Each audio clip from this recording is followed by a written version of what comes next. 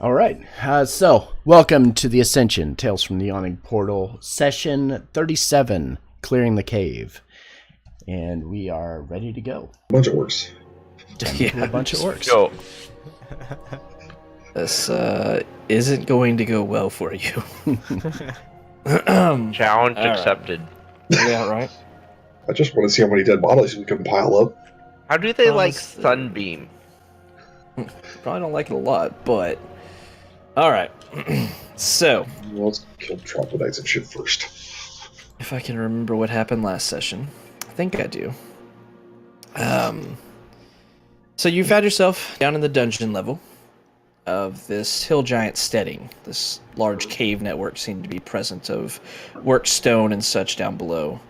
After venturing through a couple of rooms, going through and making your way through a large chamber as well as a couple hidden ones, unfortunately being attacked by some manticores, you moved through a couple more secret doors and found a bunch of giants and bugbears all at the ready watching this main entrance down into the lower area.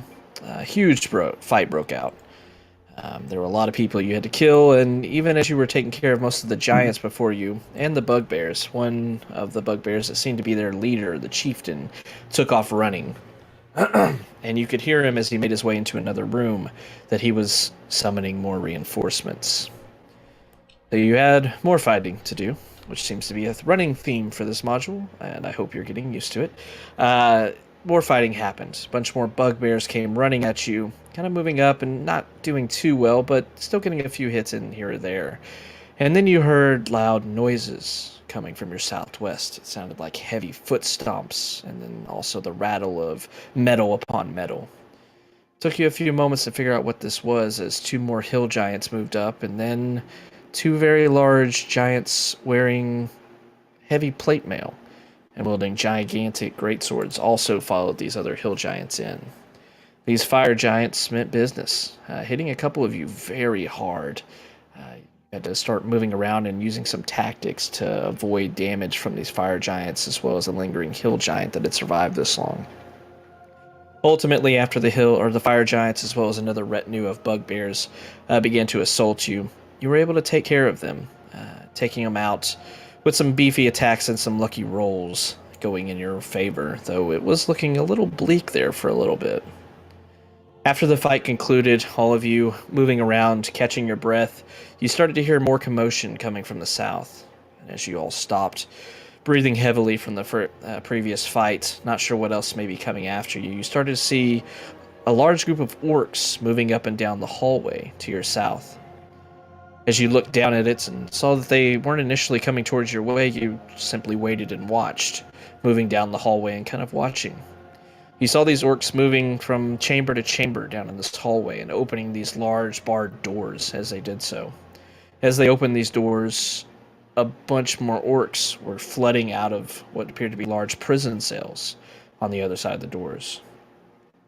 As more and more orcs began to make their way out of the prison cells, some of them disappearing off to the east and west where you couldn't see, but many more started moving up the hallway towards you.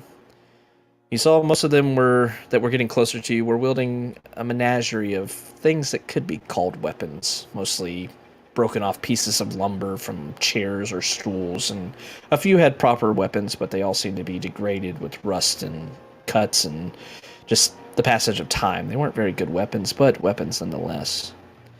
As you waited and saw them moving towards you, but not threateningly, you began to speak to one of them that presented himself before you. He said his name was Urul, and he was speaking for the orc captives here. He said that the giants had taken over this area that was their home, and had forced them into servitude, and were holding many of them prisoner. He said no less than at least 100 plus orcs were prisoned down here, as well as the rest of their people, which had found safety beyond a rock slide within this chamber as well, and that they were sending off to let them know that the prisoners had been freed. They inquired as to who you were. They wanted to know who the savior that was the Fey-Team was. You spoke of how you take care of the giants and how you had been sent here to take care of them. The orcs, not seeming to care one way or another, just being happy that the giants were taken care of, treated you as a friend for the most part, or as an acquaintance if nothing else, Uro was accommodating, as you said, that if there were any prisoners, which he did report it, that there were some other prisoners, some dwarves, as well as some jail cells that had people talking on the other side of them. You asked that they not be harmed, but you needed to rest after that long fight that you had just got done with. With that, Uru agreed and sent you off up to a northern chamber, which had been emptied. It seemed to be the chamber of one called the Keeper, who was a kind of disfigured, large hill giant wearing some armor that you had fought in that initial first foray down here in the dungeon. Uru said that he would leave a small retinue of orc commoners and a few soldiers to guard your chamber as you went back and rested. As you counted your blessings for surviving, you were able to take stock of some of the things you found, various giants having some wealth upon them, as well as gems and things of that nature. You were also able to look through and start looking more closely at some of the things you had found previously, including Aelion looking over this somewhat ornate sword that he had found and taken for his own. And you were all able to get the benefits of a long rest as you did so, sleeping and trancing as all of you elves do. And then getting ready to set off again.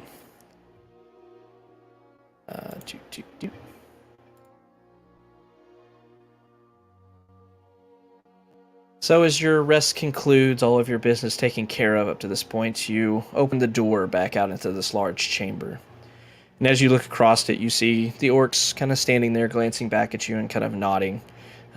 Seems that even though some time has passed, a few hours at this point, the familiar light that the orcs had upon you has not faded. They still respect you and have been watching over this doorway to guard and make sure that you got your rest in. As you look past the orcs, you see some new faces, ones that aren't orcish. In fact, they're dwarves.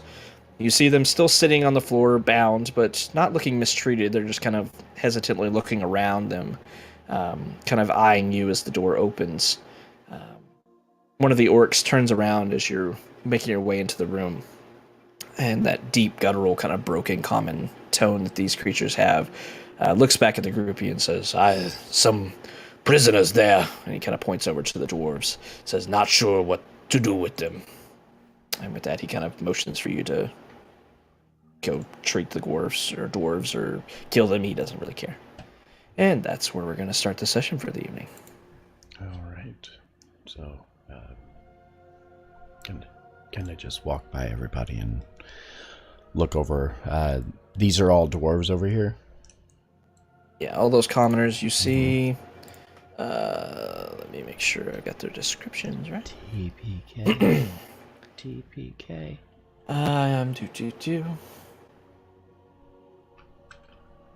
You see 4 out of 5 of these individuals appear to be commoners for the most part.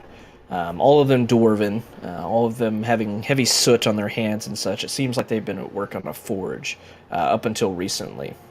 You see the 5th one having a bit more bearing across him. You see him sitting relaxed and such as he glances, seems to be kind of calmly assessing the situation around him and even calmly assessing all of you as you walk forward. As you get closer to him, Markinor and Berwyn, he looks up at you and he kind of inclines his head towards you, his long black beard going down to his chest. He says, are you the ones who did all of... And you see him with his kind of shackled hands motioning to all the dead bodies around him of bugbears and giants alike. Did you do all this? Maybe. Are they responsible for bringing you here? With that, the dwarf nods, says, yes, unfortunately. They needed... He kind of motions over to the 2 dead fire giants back behind you. Or back behind them, rather. It says they needed more hands to help with their forge. They were needing a lot of weapons. My friends here, he kind of motions to the other dwarves around him, were running a business in one of the nearby villages when it was attacked, and we were all taken prisoner, unfortunately. I see. And did they tell you what these weapons would be used for? That the dwarf kind of shakes his head. Not specifically. They spoke of attacks. I assume they were attacking more villages such as ours, but I couldn't tell you absolutely for certain. We were prisoners, after all. Do you remember how many weapons you had assembled? That he thinks for a moment, and he kind of looks around, and he kind of motions off with his hands towards the bugbears. He says, more than likely, most of them were for these creatures. Several hundred for them, I think, over the last month or so. And we were working on some larger ones to be used by the giants. There were some shields and great swords and mauls and such that we were in the middle of creating when all the ruckus started happening to the north of where we were staying in the forge. I see. Your village, do you think it's been raised since they have already taken over and brought you here? Daddy nods. You see a bit of a somber look crossing his face. He says, we saw the village before we were taken away. It was burning and gone. I imagine mostly everyone's dead there. Or maybe most of them got away. We're not too sure. We were taken early on in the assault. So then when we release you, where will you go? That he looks around at the others and shrugs, says, we are somewhat talented blacksmiths and armorsmiths. I'm sure we could find places to go wherever it is that we could find work, at least. Honestly, was not thinking about it too much after a bunch of orcs started yanking us into this room and then just left us here, but said we had to wait. I presume for you. Gonna look over at Berwin and say, you know, Blasendale could use some good craftsmen. Yes. They probably could. Kind of look back over at the others back behind us and then back over at the dwarves and say, we have a homestead in the town of Blasendale. If you are interested, since your people no longer have a home to go to, you can make a home in our village. There wouldn't be any issues with you being there. You could just let them know that the Fey-Team released you, told you to come there. We do have somebody that's back there keeping... We have, like, minions, basically, right? Yep. Do you want to call them minions? Yeah, sure. Yeah, sure. Slave.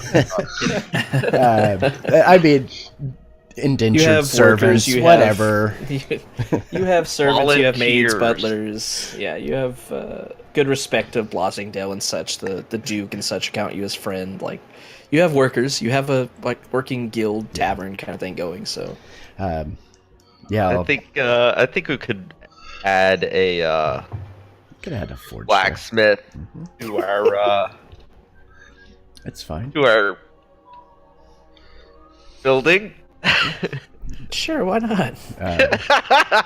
So, Why not? yeah, I kind of look back at him and say, there will be attendees at our facility.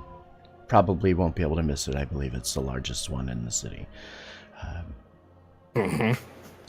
Just It is now. It is now. I'll keep throwing money at it, of course. Just let them know that we sent you. Tell them that when we get back, we will negotiate where you will be staying in a more permanent basis. But for now, you at least have a place to stay, a roof over your head. And should you wish to stick around, then you could do so and possibly reopen a forge within Blasendale itself. With that, the dwarf kind of looks up at you and he kind of struggles. You know, once again, these dwarves are all still bound across the wrists by ropes and such, but he kind of leans over and stands himself up. He kind of holds out his arms, you know, with a hand kind of outstretched. He says, "That's kind of you. You said you were the Fey-Team. My name is Lorson Nightbreaker. Thank you for..." Kind of looks around. "Well, doing it is that you do, I suppose. We were lucky you came here." Yes. I'm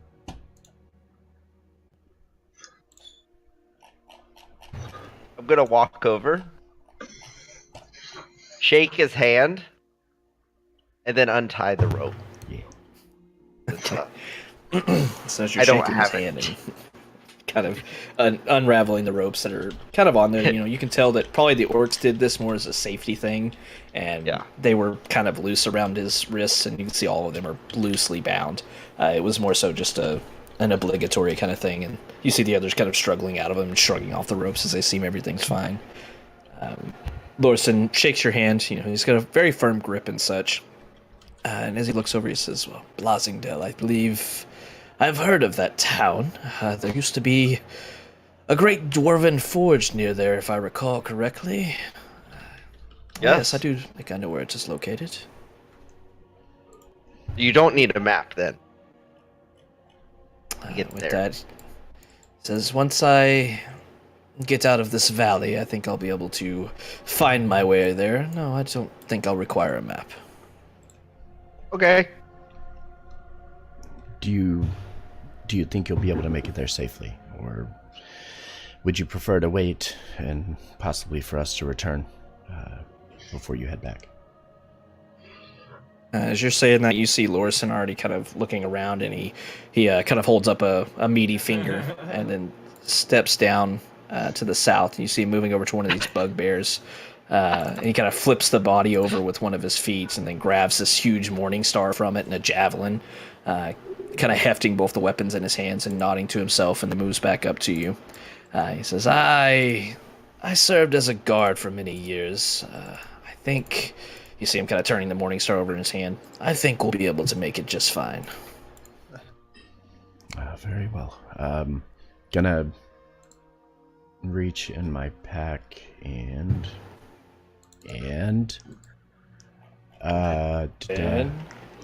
give them 10 things rations. Okay. And one...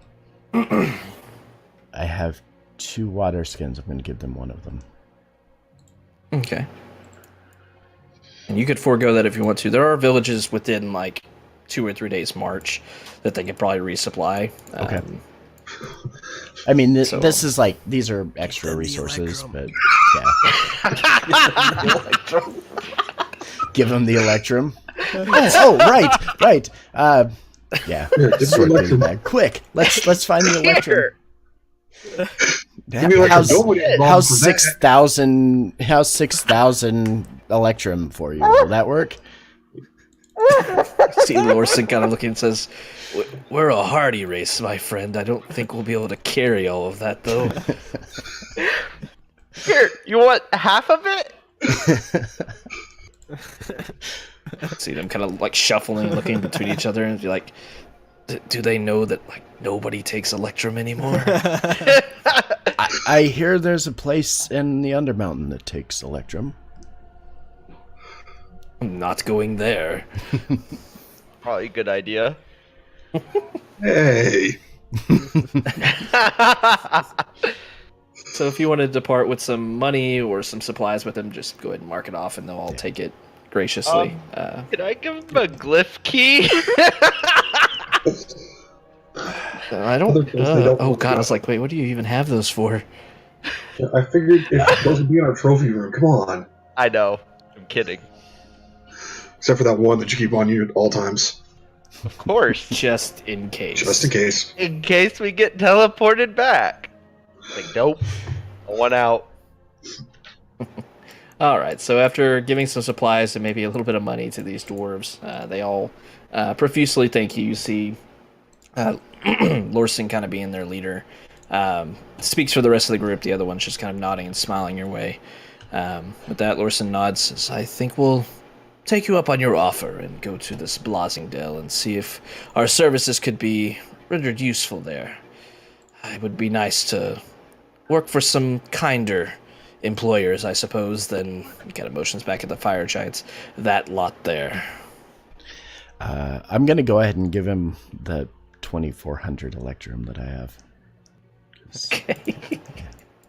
See them like walking around, finding bags, sacks, and stuff to like, ching, just dropping all this fake silver, platinum pieces into.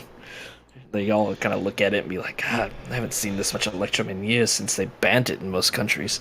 Oh well. What is it even made of? That's a real It's question. an alloy Electrum. between silver and gold.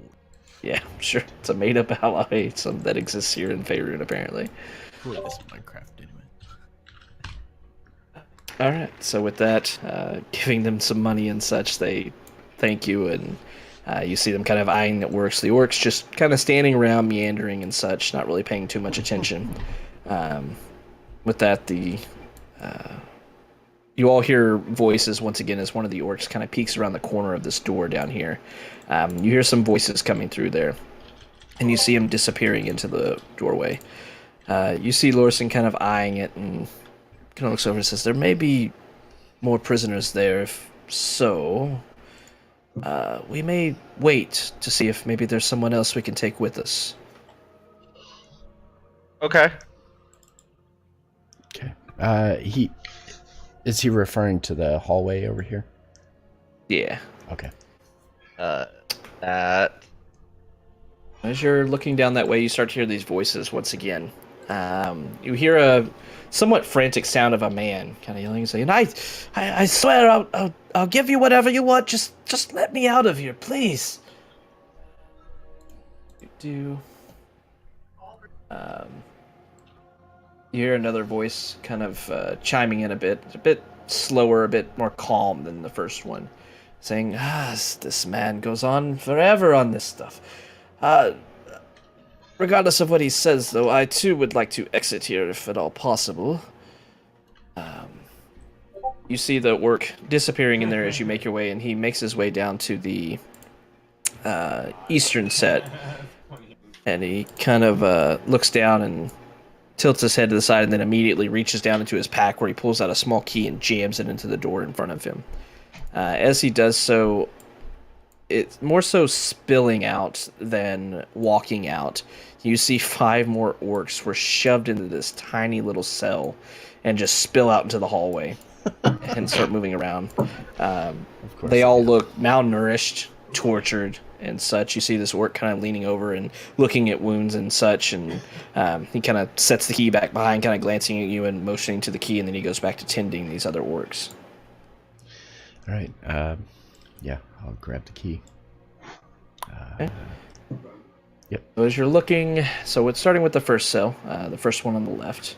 Mm-hmm. You look inside and you see, at one point, this man may have looked much more noble than he does now. He seems to still be wearing, very nice garments and such, but they are soiled and tattered from either abuse or torture or time, at the very least. As you're looking up, he's peering through these bars, seeing all of you kind of looking around and seeing, humanoids, not bugbears or giants before him. And kind of calls out and says, You, please, I'll pay you whatever you want. Let me out of here.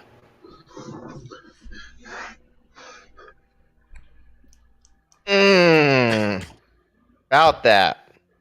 I'm just kidding. Markinor, you get that key yet? Yep. Is he giving us platinum? I'm just kidding. Here's the key. No, I think only he's giving us Electrum. Electrum. You can stay.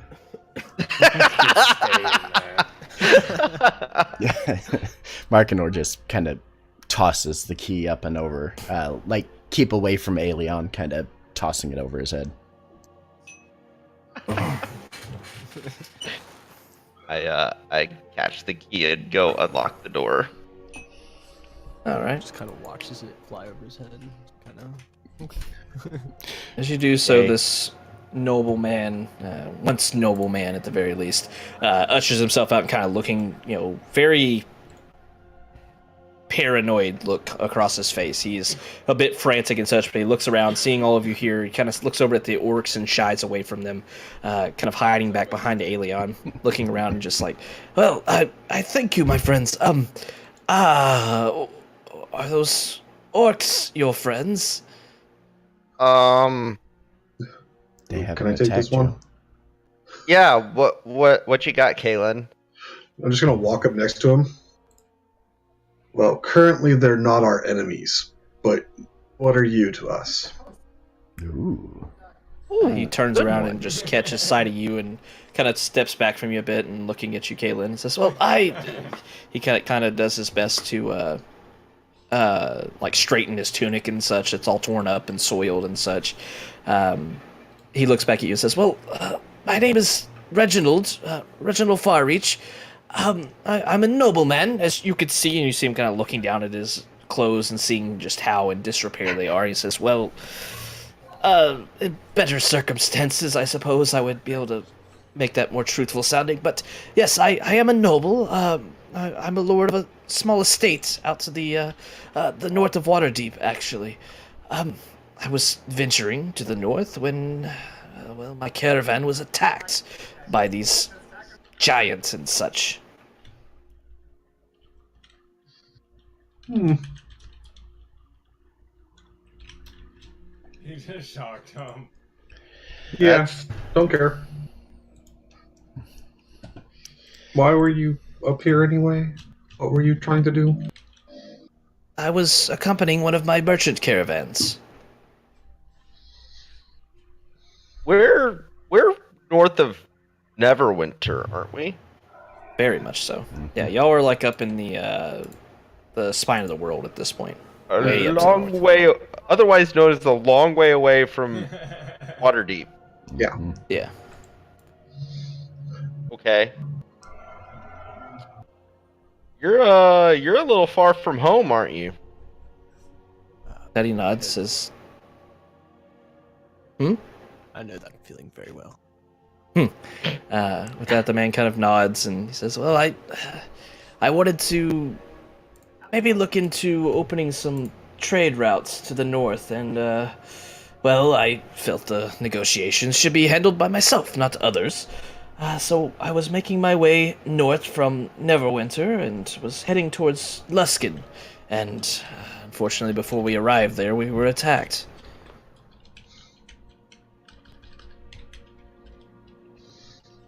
That he kind of shakes his head. He's kind of looking around at the rest of the cells and says, I don't see any of the guards or any of my employees. I'm afraid they might have been killed in the attack. Kind of shakes his head. He says, unfortunate, really. But I do thank you all for saving me. I can offer you almost anything you ask for, just not currently. When I arrive back at home in Waterdeep, I could offer you something.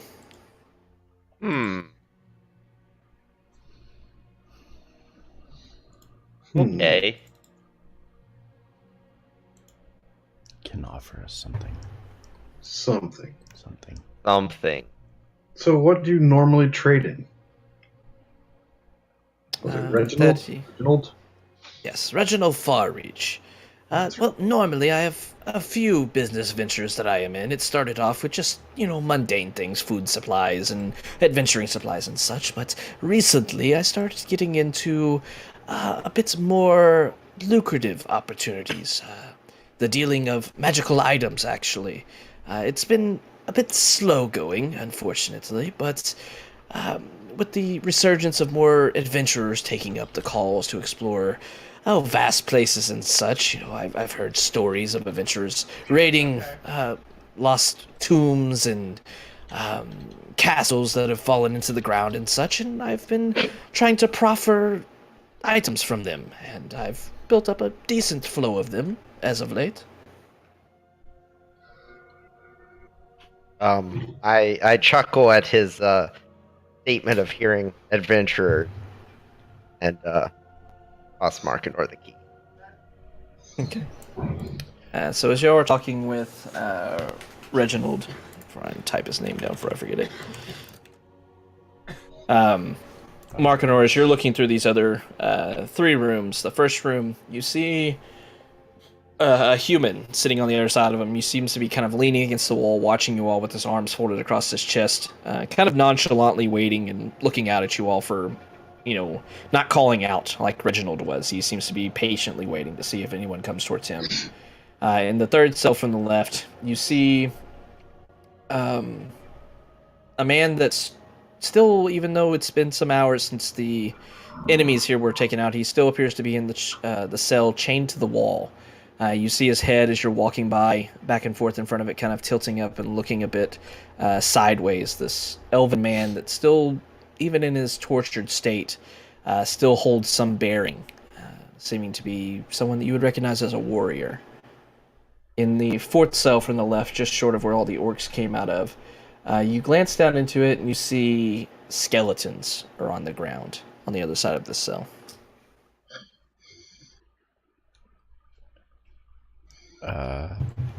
I'll start here. Unlock the door, look inside, toss Berwin the key, and... You unlocked the skeleton room? Yep, Okay. Oh shit, Okay. skeleton room. that's fine.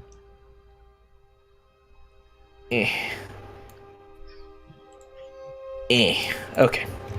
As you're looking inside there, as soon as you start unlocking the door and you're starting to swing it over, the orc who would have led all these other orcs out, and you see them starting to kind of shuffle out of here, one by one, kind of limping and such. All of them very much been tortured, but still well enough to start moving, and they start exiting out of there.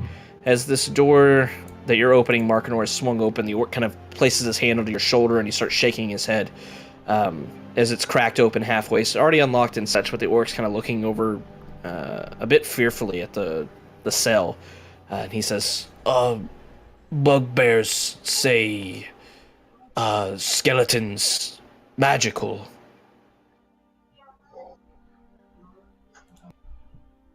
Markinor will nod. Thank you. And then... Magical, you say? Magical, you say? Make a perception check as you're glancing inside there. Okay.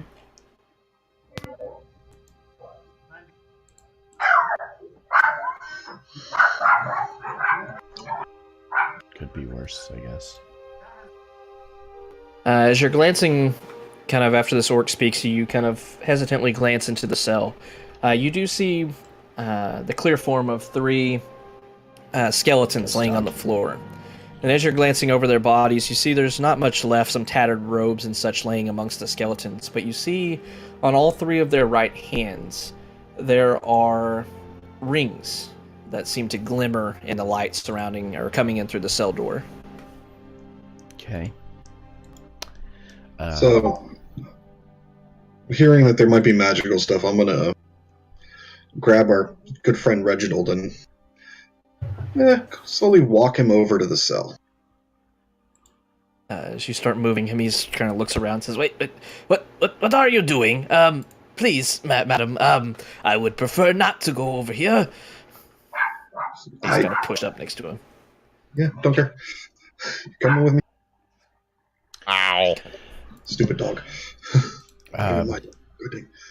So then I'm going to cast Detect Magic to see what I see in that room. I was gonna use Divine Sense. Yeah. I mean, you could do both. Yeah.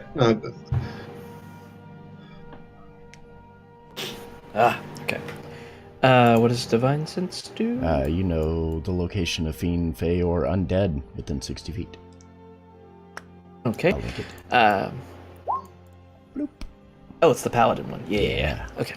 All right. So,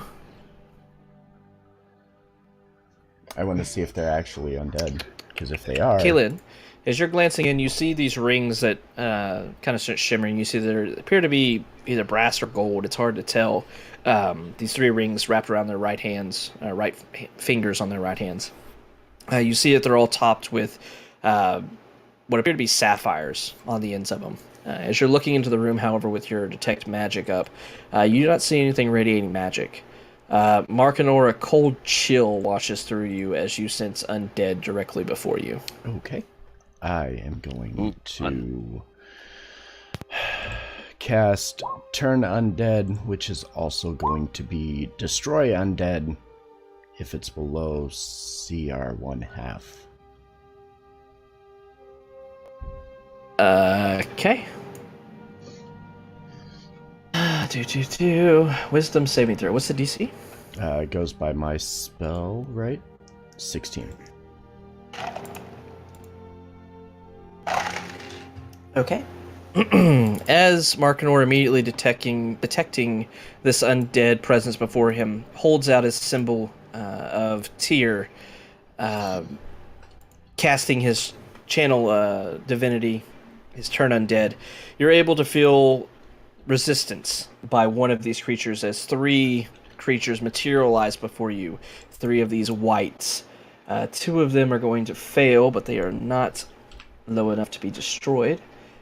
So instead, they will just be turned and have to flee from you, it looks like. Mm-hmm. Okay. Flee further into this myself. Well, they're essentially just surprised now, so... They're gonna move to the back of the room and stay back there.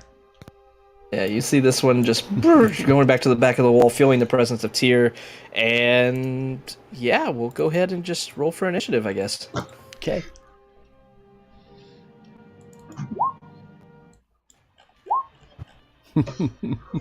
It's fine, they're undead. I also look forward to smacking it with the hammer and watching the hammerhead glow as it hits it. I started to just say, you know what, 3 wights aren't going to last very long against you, but you know what? Let's let you have your fun, I guess. Who we missing? Alien? Me. Sorry, there was words in the Okay. background. And... Wow. Okay. Alright, so you see this orc and Reginald Farreach immediately just moving away. They're like, nope. Undead, not dealing with that. Aelion, you're up first. It's this cell. One Markinor's in front of. Oh. Yeah. Okay. Well. That is 10, 25. Right in front of him. I went to the one next to him.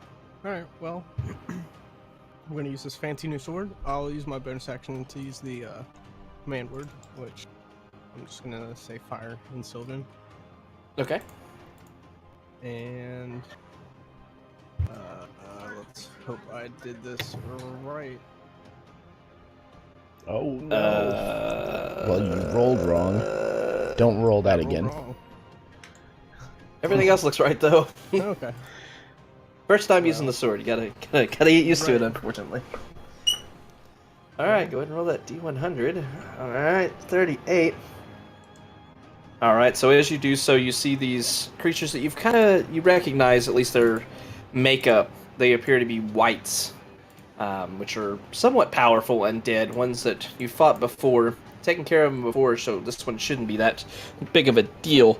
However, as you swing the flame tug, igniting as you do so, you swing it down towards the head of this wight, and you see a longsword materializing out of the ether into its hand, and it blocks your blow. You feel that this wight might be a little bit tougher than the ones you fought in the past. You'll have disadvantage on your next attack roll against that target. Okay. Well, here is my next attack roll. Okay, well, a 20 will hit this time. And then I also get one last one. I need to make it so 26 it will doesn't hit. use that encryption every time. So, 17 regular plus another 13 fire. Right. Yeah. Okay. Anything else? No, that's it. All right, so as Aelion moves forward, his first blow with his new sword blocked, but quickly flourishes it through the air, the flames digging into this, skeleton surrounded by ethereal skin and such. The second two attacks, both hitting, ripping pieces of it away as he does so. It took some massive damage from that, but it's still standing. These two are turned. Then its turns. How long does this last? Just 1 minute? Or if it takes damage, right? For its action, it can only use the dash action or try to escape. If the creature has nowhere to move, the creature 1 can minute use or dodge. it takes any damage. Yep. But it All right, continues both to these try guys to in run. the back. Yeah, these guys being trapped in the back, not seeing an easy way to get out, are just going to both take the dodge action. The one in front that was just hit, though, was not turned, so he will get to do something with his life, maybe?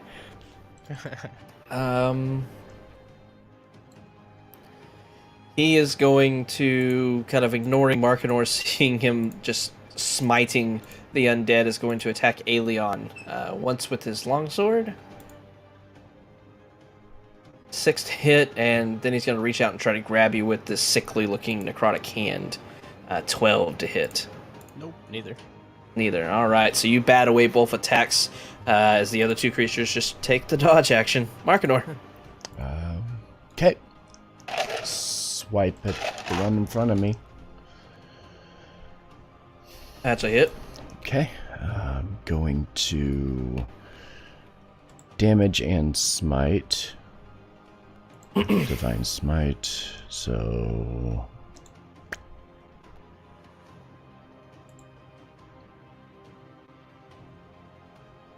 dealing another 9 damage with it. All right, so that's 19. Mm-hmm. Okay. Still alive. Still alive. Okay.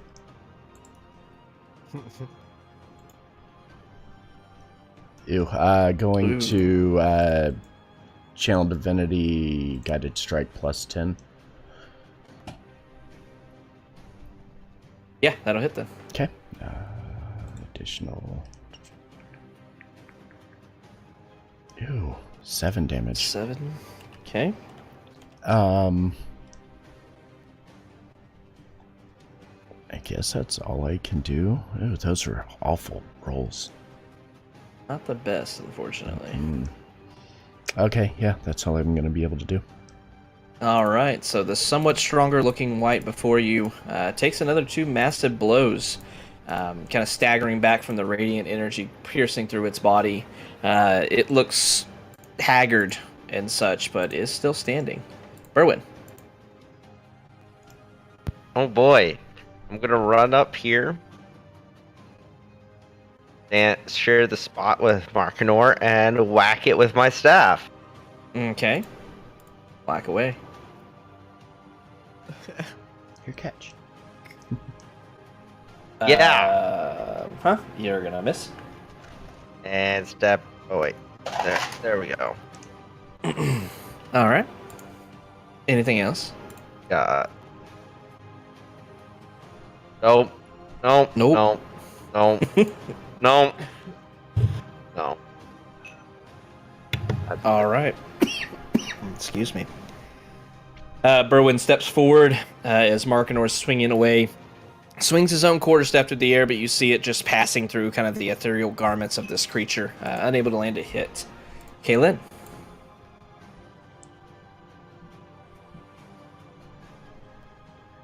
Kaylin. Sorry. Well, on the one right in front of Markinor, I'm just going to cast Sacred Flame. Sacred Flame. Okay. Dex save. Solid 14, and with 13 radiant damage, you center this sacred flame of radiant fire kind of in the center of it, and it just bursts apart.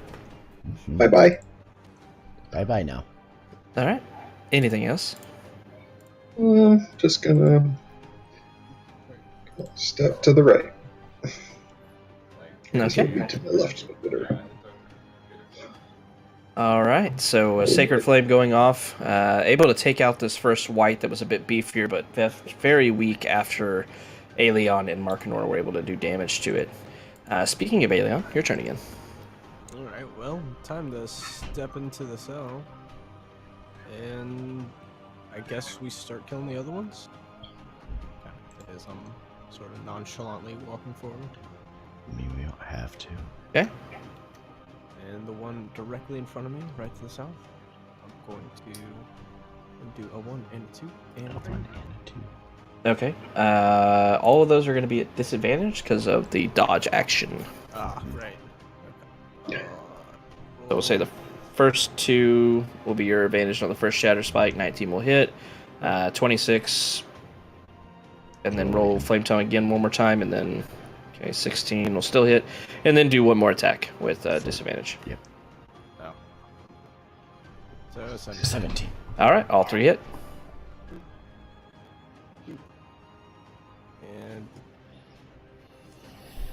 And 14, 18 plus 12 is another 30, 40 total. All right, and that's against which one? The one right to my side. Right to yourself. Okay. Fucking skeleton tokens. There we go. 40 total, right? Yep. All right. So swinging Shatter Spike and your Flame Tongue through the air, you're able to slice through this creature even as it's trying to dodge, but it's just not quick enough to dodge your attacks. You're able to hit it really hard. These 2 not looking nearly as strong as the first one. This one looks like it's barely standing. Anything else? Nope, I am done. All right. They're still turned for ever. So dodge action again. Hold on. The one took damage. Yeah, the one took damage, so it breaks. Oh it. yeah, he's undone. Okay, so he's broken loose. Okay, so one guy will get to attack Aelion. Longsword, 11, and life drain, 18. Neither hit on the first Okay. one. I will riposte and swing a Shatter Spike. All right, it's just disadvantage. Sorry about that. I'm assuming that hit. Yeah, 29's good. So that's a cool 12 damage. All right, that is enough to finish this one off. The other one takes a dodge action. Arcanor. Okay. Same thing.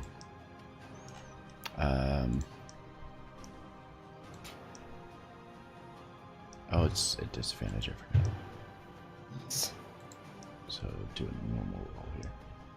Yeah. So 16. Uh-huh. Okay. 6 and disadvantage. Man, roll 20 is super slow. Ew. 12.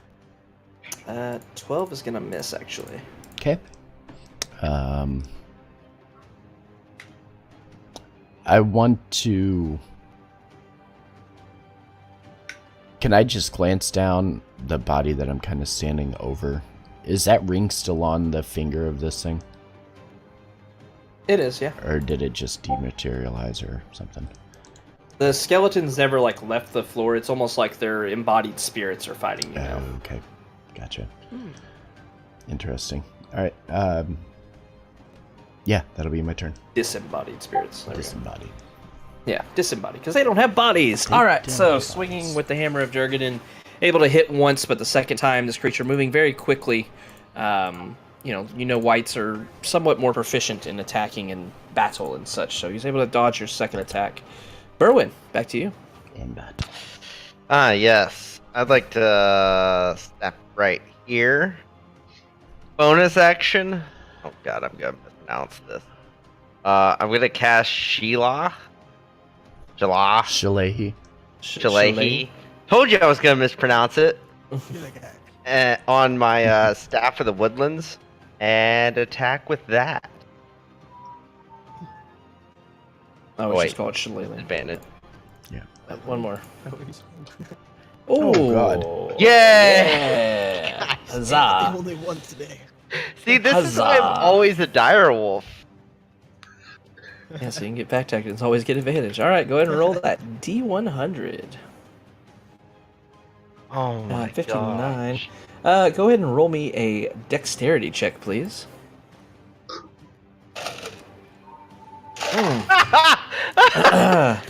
All right, so you see this magic, this green power and light Yes. emanating from his quarterstaff.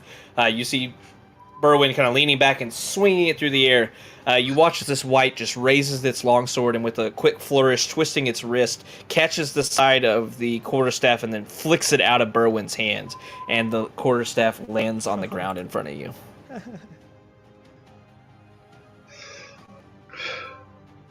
Yeah. Cool. Anything else? No. No?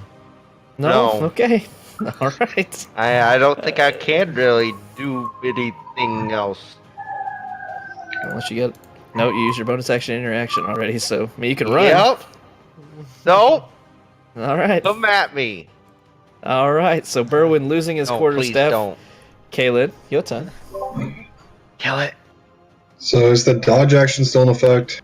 Yes, until the beginning of its next turn. Gotta make sure so I can do this easier. Okay, kill it, you say. Kill it. Nope. Oh, Jesus Christ. Wow. Oh my. Getting this out early. Well, Yeah, apparently so. Just like, got 4 of us. they say Markinor's got to roll one next turn. All right, 14. I am not. Don't you put that bad juju on me. All right, so as you try to cast Elder's Blast, you find yourself slipping as this orc is kind of sliding away from you. You lose your balance, kind of glancing at him. Enemies will have advantage on their attack rolls against you until the end of your next turn. Oh, well, fall on the And floor. your I don't attack care. misses. Yeah, but I You're can still go. standing. 20, We'll hit. 21. Also hit. Yeah, 2 hits.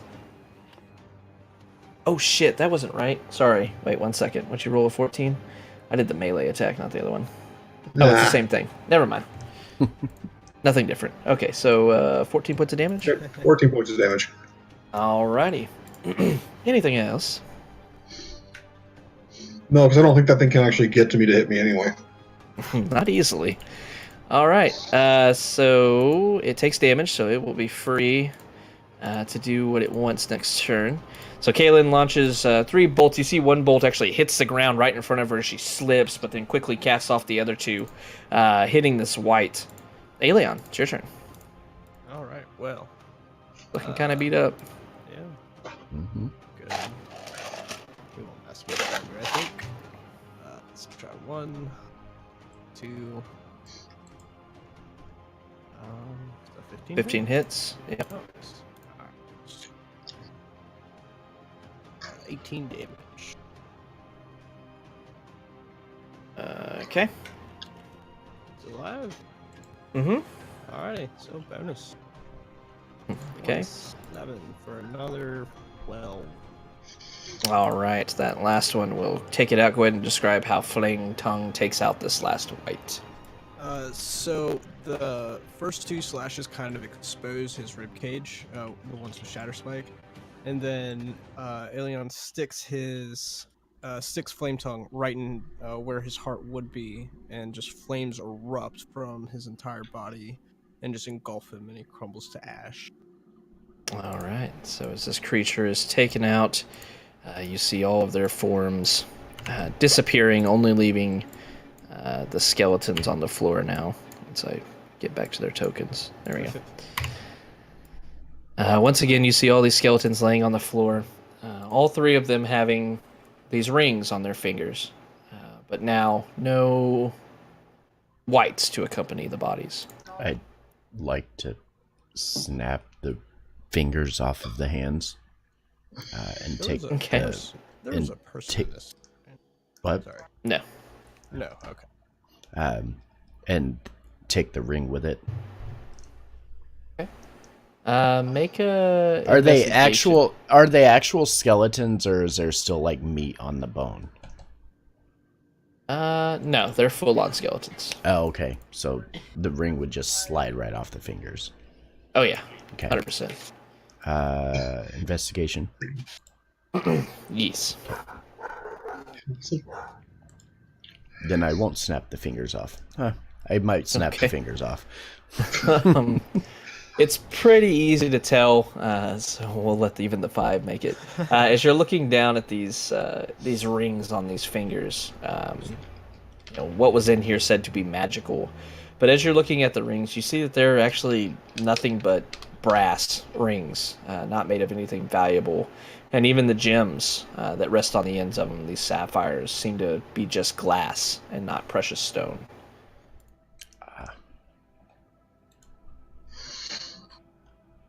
Okay. Well, Hey, Markin, can I see those real quick? absolutely. Hand them back to Kaylin. Walk him over to our dear friend Reginald over here and ask him what he thinks of these rings. You see Reginald kind of looking over, seeing a battle just going out. He's kind of leaning up against the wall, looking a bit frightened, but as you walk over, he kind of looks down at the rings back at your face, and then he starts to compose himself, taking a few moments, but looks down and says, let's see. He takes one of the rings out of your finger and says, it's brass, not gold, even though it looks like it could be shined to look like gold. And there's some sculpted glass. I mean, this may be worth a few copper pieces, but that's about it. Got it. Now I might actually believe your stories. I'm gonna. Just looks confused. I'm gonna unlock this other door. Yeah. Okay. Once again, as you're looking in, you see this elven man is in this chamber. His arms bound up to the wall behind him, kind of up above his head. With a weary look in his eyes, he looks at you as the doorway is open, the cell door to this room, and he kind of looks up at you and in a bit of a croaking voice, he says, well, have you been sent by them to finish off the job, then? Sent by who to finish what job? As you say that, you see him, his eyes are open, but he seems to be kind of just, staring at nothing in front of him. He says, the bugbears that have been torturing me, I assumed you were with them and had been come to sent to, take care of me, since I would not tell them anything. Oh no, we killed them all. As you say They that, all dead. you see his eyes begin to focus a bit as he kind of glances up and starts to actually look at you for the first time and says, oh, is that so? Then kind of glances around the room, seeing Markinor and Berwyn. Who are you? We are the Fey-Team. Dun, dun, dun, dun. Yeah. I'm Berwyn. This is Markinor. Here, let me get you out of here. Get you out of this cell at least. I'm gonna walk over and try this key Try the key. Okay. on the yeah. shackles. I don't know if it'll actually work or not. As you move forward, you see the key does fit the shackles. As you undo the shackles, you see his left arm kind of goes down to his waist. He lets out a bit of a groan in pain. And as you undo the right shackle, instead of just his arm, you see his entire body kind of collapses as he hits the ground with a heavy thud. Seeing it a little bit better now, you can see that he has cuts and abrasions and such all across his body. He's been tortured for some time. Looks pretty hurt, like barely holding on to life as he gasps in pain on the ground before you. As I pick him up, I'm cast Cure Wounds, and kind of pathetically attempt to carry him out of this cell. Yeah. Excuse me. As you do so, casting Cure Wounds, you see some of the more fresh wounds kind of sealing up. His eyes get a little bit more light in them as he glances over to you as you wrap one of his arms around your shoulders, and he does his best to walk himself as you lead him out of the chamber. As you do so, he catches sight of the rest of you, and even Reginald here. He kind of looks confused for a moment. Says, "Is this a rescue then?" You could say that, I guess. It was That not intended to be a rescue, but that is what it is now. That he nods his head and says, "Well, that's welcome news, I suppose." You see him kind of struggling. He breathes hard for a few seconds and then lifts himself off of you. And as he turns around to the rest of you, he kind of shakily walks past you all. And as he gets to the end, he turns around to face all of you with a somewhat shaky bow. He still seems pretty hurt, but he's doing his best right now. You see him lowering his arm below his down to his waist and deeply bows to all of you. He says, "My name is Aeson Treebright. I was captured, assisting with guard duty on one of the villages not too far from here. I was caught by surprise by one of those giants, unfortunately." See him kind of scanning around and says, "But you have rescued me. They tortured me, trying to get me to join their side to do things they wanted me to do, but my honor forbade me from doing so, even under penalty of death. I would rather die than help those fiends, but for rescuing me," and you see him, instead of just bowing to you, he falls down on both of his knees and kind of bows his head deeply. He says, "For being my rescuers, I will serve you for no less than 1 year as repentance, as payment for what you've done for me today." We were just joking about the indentured servant thing. Right? Here you are. Here's an indentured servant. Oh, okay.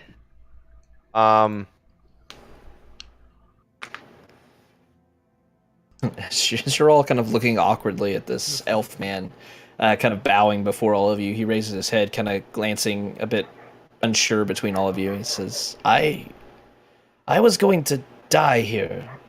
He kind of looks down at his body. You see him just, bare-chested, wearing like scraps for pants and such onto him.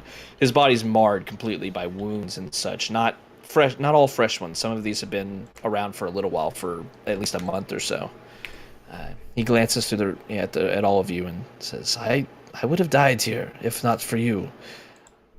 Allow me to, have the honor of serving you, doing whatever it is you need me to do. It's the least I could do for repayment for saving me." This is Okay. This is like Chewbacca's life debt thing. Kinda, yeah. Yeah. Mark and Aura look at him and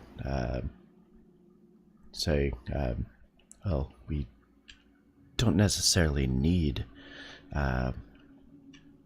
any services from you, but I'm sure your company will suffice. We have a bit of a journey ahead. If you are wanting to stay with us, then we'll keep you fed and make sure that you remain safe, as I'm sure you would do for us. But we don't require that you fight in our stead." With that, you see Aeson kind of rising back to his feet and looks towards you all and says, "I do not aim to be a burden for any of you. You see him kind of looking around and says, "If I had my armor and my sword, I could better show this, but I was part of the honor guard for King Meladrich, if you've heard of him. He's the leader of the Misty Forest to the south of here. I was on his honor guard for, almost a century, actually. I do not think I would be a burden to you in a fight, if nothing else, if that is where your journey leads, at least." That's fair in saying, but just understand that where we're going, death certainly can follow. I don't want to put that burden upon you if that's not something you're prepared for. That Aeson kind of has a smirk on the side of his face. Says, "My life was forfeit already before you showed up, so I think accompanying you and keeping death away from you at the very least, that's a worthy goal in life now." He hasn't seen Markinor, us I fight think yet. Markinor, I think you need some help with keeping death away. Yeah. If only things could hit me now. If only you had those things when we fought that lich. Right? That would have been an entirely different fight. You might not have. Well, no, it actually wouldn't have died. because it was a deck save that killed me. So no, Good times. Yeah, good times. Markinor's one weakness. Markinor's Deck weakness, saves. So, It's Aeson. yes, Aeson. Aeson. And where do you say he was an honor guard for? King Meladrich, his honor guard in the Misty Forest. Misty Forest. Yeah. You all know that King Melandrich is a very old and powerful elf who's been around since forever. He's in all records of major events along the Sword Coast as well as Faerun as a whole. He now rules over, after the fall of the Elven race some many years ago, he is now the leader, the king over the Misty Forest and all of the elves that inhabit there. Cool. And Aeson says that he was in his honor guard, which is a esteemed position, but also one that pretty powerful warriors have to, you have to be a pretty powerful warrior to be in the honor guard for this king, so. In the room that we were staying in, did we find anything in there? Was there any, like, gear or equipment or anything in there? I can't remember. In one of the bags, you did find some plate armor and such, but it all seemed, well, you're all elves, so actually, it would have seemed like it would have fit you. But there was some plate armor in there, as well as a somewhat ornate-looking greatsword, all of which was in a large bag up in the corner next to the bed of the keeper. That's what type? convenient. Aeson, what type of weapon is your preferred weapon of choice? With that, you see him kind of standing upright. He says, "Well, when I'm in fighting shape, I prefer to wield my greatsword. I don't know where these blasted beasts have taken it, unfortunately, but yes, a greatsword is what I normally fight with." I'll be right back. I'd like to run and grab that. The armor and greatsword. All right. So as you bring it back, looking over at the armor and everything, you're able to clearly see, the filigree that you would expect elves to wear. It makes more sense now. This greatsword also has, green emerald filigree along with gold going down it and wrapping around the hilt. As you bring it up to Aeson, he has a bit of a smile on his face as he looks down and says, "You did find it. Well, excellent then." And he immediately just starts, with practice movements of, a long-time soldier, starts donning his armor, putting it on to different places, and sets his greatsword off to the side. You see also in the bag there was a heavy crossbow with a few bolts in it as well, that he, as he gets done donning his armor, straps across his back. You see that although he does still look kind of beaten up, still hurt, he poses a bit of a imposing figure now, as he properly looks like a knight, which is what he is. There you go, buddy. Now you look a bit better. Oh, wait. There's one more door to unlock. I'd like to unlock this last door. Wait, which Right The one to my south. here. Oh, yes. I forgot about that one. Okay, let me fix one thing real quick. Oh, come on, roll 20. There we go. Okay. And just for giggles, I'll go ahead and show you his stuff. Ooh. There you go. Okay, so as you go down to this final door, as Aeson is going about setting his armor onto, finally having attention in his way, this human man kind of pokes his head up to the bars, kind of resting his hands around him, and says, well, I suppose best for last then, as he kind of glances around, seeing everyone else out of their cells already. Says, I've been able to gather from conversation and such that you seem to be, our rescuers, I think? Sure. And I'll shrug. I guess that is what we are now. Okay. And you said you were opening this, right? Yes. Okay. So a little bit different inside this cell. You see this man is standing there, but you see a bag is also in this room with him.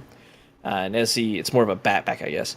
And as he's watching the door being open, he kind of hefts the backpack up, and you see it lays kind of open, and you see various tools kind of poking their heads out of it. As he moves forward, he holds out a hand to all y'all. He says, Baronet Greenleaf is the name. I am an engineer, I guess. You see him kind of glancing around. These somewhat unsavory creatures kidnapped me from a job site I was working on and were having me work on the tunnels here. It's not the best work, unfortunately. They were slave drivers, but I've been treated better than some others, and you see him kind of glancing off at Aeson. You weren't with Tunnels. this guy, right? Pointing back to the noble. To Reginald, yeah, he shakes his head. Oh, gods, no, I could not stand this one's incessant crying and yelping anytime someone looked at him funny. You are... He kind of looks over and he says, cowards, really. Oof. See Reginald hearing all of this, with Baronet not really being quiet or subtle about that, looks outraged at first, but as everybody kind of turns and looks at him, he kind of bashfully lowers his head with more embarrassment than anything else.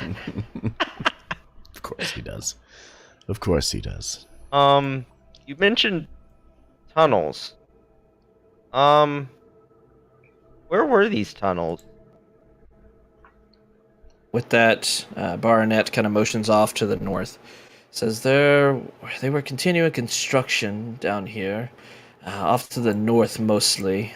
They spoke of some other passageways, but the contingent of other orcs apparently were holding them at bay from going in that direction. They had me working there along with a couple of stone giants and some bugbears to continue excavating to the north.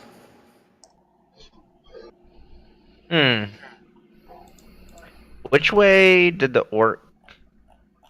East. They were the East. east? Oh, thank you. Yeah, I to the south remember. and the east.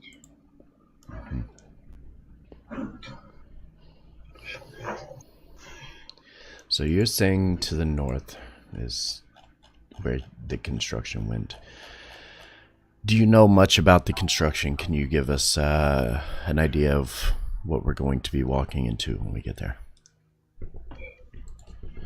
That he kind of shrugs as I caught a bit of conversation as I was still sitting in my cell after all of the hullabaloo outside, but I think you wouldn't be running into anything, honestly.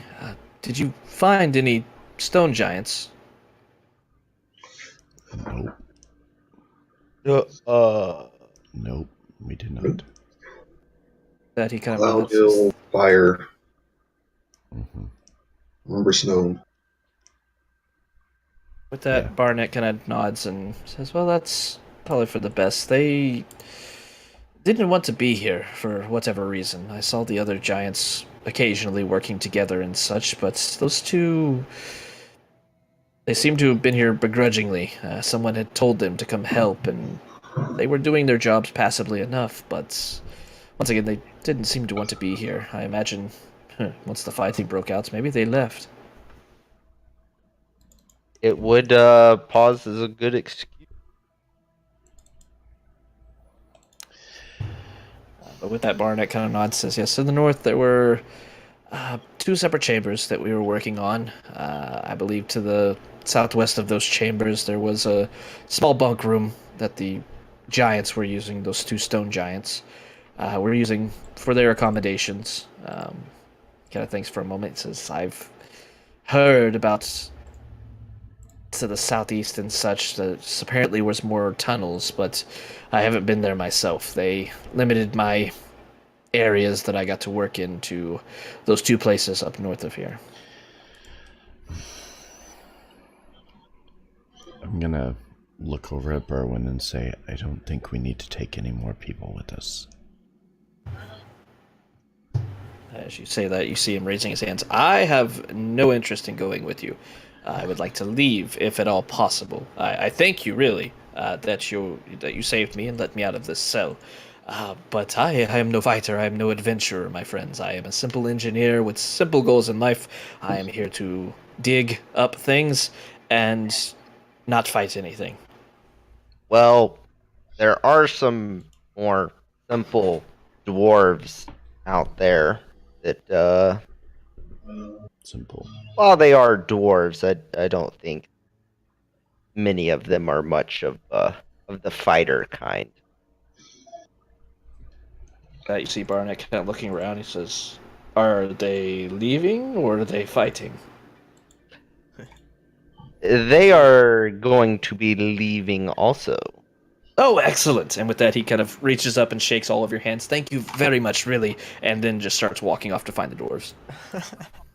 I don't like him. I mean, why? Why don't I like him? Well, the same reason I don't like Reginald. Yeah. Oh, hi, Reginald. You'd be like, Do you want to go with the dwarves too? I would like to go with the dwarves too, yes. Yeah. Okay, they're out there. You're all very kind. Thank you so much. Do look me up if you do come venture down to Waterdeep. Or I suppose if anyone would like, I could maybe put together a reward. You did save my life, after all. Where would I send such a reward? I apologize. I am not going to. I'm going to insist that I must not accompany you any further, but I could send it a reward somewhere. You could send it to the town of Blazendale. That's where we are. That's where our home is. Roll a charisma check, Markinor.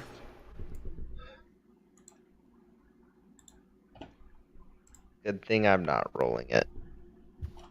Okay.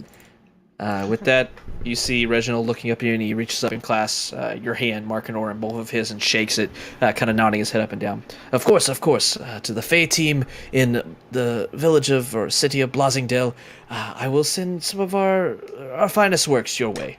You will not be disappointed, I promise. I'd better not. Ow. Okay. They're out there. Thank you once again, and he scurries past all of you. Oh, the thing we forgot to tell them, the dwarves are also going to Blazingdale. It's fine. They'll figure it out. They'll probably go past a major city. I mean, they're But, at least yeah. going to pass Mirabar on the way south, so Yeah. if we're up by Spine of the World, they'll at least pass there. Yeah. Alright, so as you all start making your way out of the jail cells, you see the group of the 5 dwarves as well as Reginald and Baronets conversing back and forth. As you come back out, you see Lorson kind of looking over and kind of waves over towards you all and says, any more that we need to be taking with us here in our escape from this blasted place? I don't think so. I don't remember the orcs mentioning anybody else, and They mentioned prisoners in the cells and the dwarves. That's all they said. yeah. So I think you're good to leave. That you see Lorson nodding and smiling and says, "Well, thanks again, my friends. We will venture out to this Blasingdale and make sure everyone knows what you have done for us. The Nightbreaker family will owe a debt to you, I think. So hopefully you will return soon once you're done with your..." See, I'm kind of looking around at the dead bodies again. Your business, I guess. Maybe we will see each other then. I look forward to it. With that, you see Lorson kind of nodding, and then you see him kind of taking roll. He says, "All right, let's go. Let's get out of here and get away from this place. I very much do not want to be here any longer." And he starts to usher people up to the stairs off to the west here, and they vanish up them. Well, You find yourself moving. Yeah, there you get to. You see Aeson once again moving up, still looking a bit tired, but he nods and says, I'll be fine after a bit more rest, but I think I'm..." You see him kind of shifting around in his armor and hefting this greatsword that looks entirely too large for him, but he holds it and moves it very easily. Says, "I think I'll be able to manage going forward, so whatever it is you would like to do, I am at your beck and call." Markinor will reach up, place his hand on his shoulder, and say, "Don't worry. I have a feeling it's not going to be too terrible for you." And 20 points lay on hands. Okay. Feel some of his wounds healing. All right. This guy's actually kind of beefy. Good. Do we want to go check out those northern chambers at all, or do we just want to go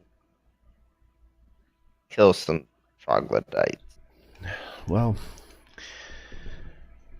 I think we should head east first and take care of the troglodytes. That was what we promised to the orcs. So, since they have not tried to fight us and watched us while we took a long rest, I think we at least owe them that. That is fair. So yeah, we'll head southeast towards the caverns, that direction. All right.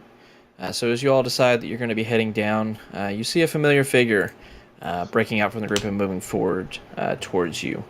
You remember this to be Ursul, if I remember correctly. Urul, sorry. Moving towards you, kind of holding up a grubby green hand towards you as he motions to greet you. But that is where we'll go ahead and take our 5-minute break. Okay. Yay. Okay. Make it a little longer, but yeah. Okay, yeah, whichever way. All right, I'll be right back. So, since we have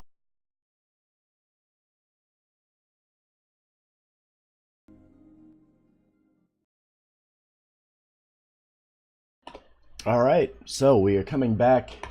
Welcome to the continuation of our session here tonight. Again, congratulations to everybody that won in the giveaway today.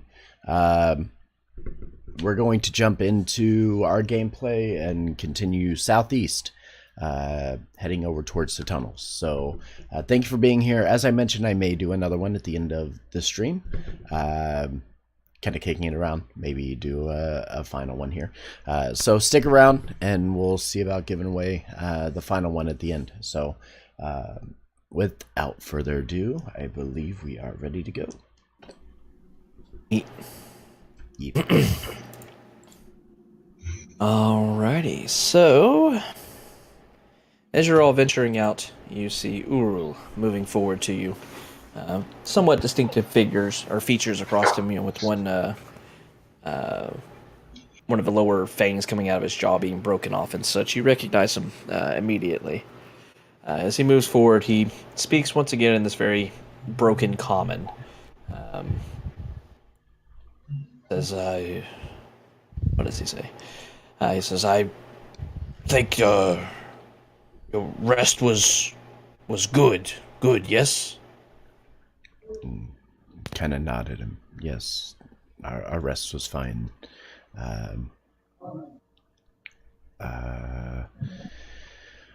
You mentioned troglodytes to the southeast. Do you know how many? With that, Uru kind of shakes his head and says, yes, troglo beasties. Not too many. Orc tribe could kill them, but we have... He thinks for a moment, kind of trying to search for the word.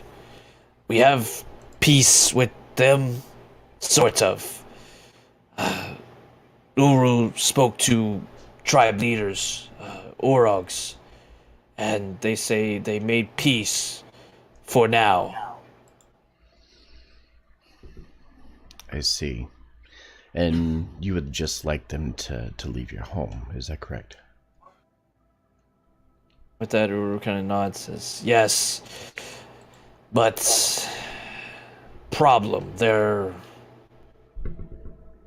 Thanks for a moment. Troglodyte beasties. Tell us of lizards near them, lizard nests. They can't move because of them. I see. Well, maybe we won't have to take on an entire army of troglodytes if we can at least remove the lizards. Look back over at him and say, well, we'll head that way immediately. Hopefully we can get them out. I don't want to have to kill them if not necessary, but obviously we'll do what we have to, because you have been so accommodating to us. And then as I'm kind of saying this, I kind of stop and think, and I'm like, he doesn't understand me. And I'm like, thank you for being kind. And then kind of bow my head a little bit to him.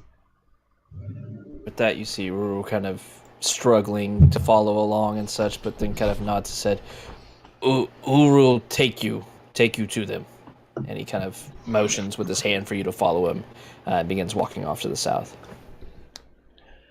Well, I guess that's our cue. All right, so, yep, gonna head that way. Does he go over here, this direction? We're off to see the wizard, the wonderful wizard of troglodytes. Follow the snail man. Follow the snail man. Shit, I gotta keep up with Aeson now. Damn it! Uh-huh. Alright, I'll just move them together. Alright.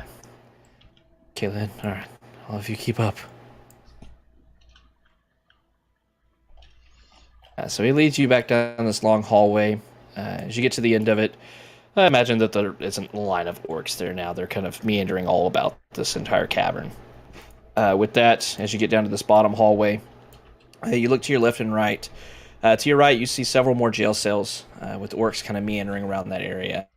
Off to your left, you see several more rooms that, if asked, Uru tells you there's more cells there. There was a large chamber that the hill giants were in. And then there was the forge area where they found the dwarves and where they assumed the fire giants were working in. He continues forward, and you see several orcs standing guard that kind of move out of your way as you're approaching, allowing you passage. You see here there's still rocks laying on the ground, but there seems to have been a collapse of the ceiling here blocking off this passage before. But you notice now that it's been cleared, and you see several more orcs standing guard before you. As you move forward, you see a few paths stretching off. You see north, south, and east. To the south, as you glance down it, you see it stretching out, but there seems to be another bit of a cave-in. But as you look at it a bit more closely, you see that instead of a cave-in, rocks and debris have been kind of piled up against what appears to be a door down to your south. As you look off to the east, you see these guards watching over the pathway to the north. At the very end of the hall, I think you can just see there's several orcs, including two orcs that look a bit larger than the other ones. And you can't really see off to the northeast. But Uru keeps leading you off to the east.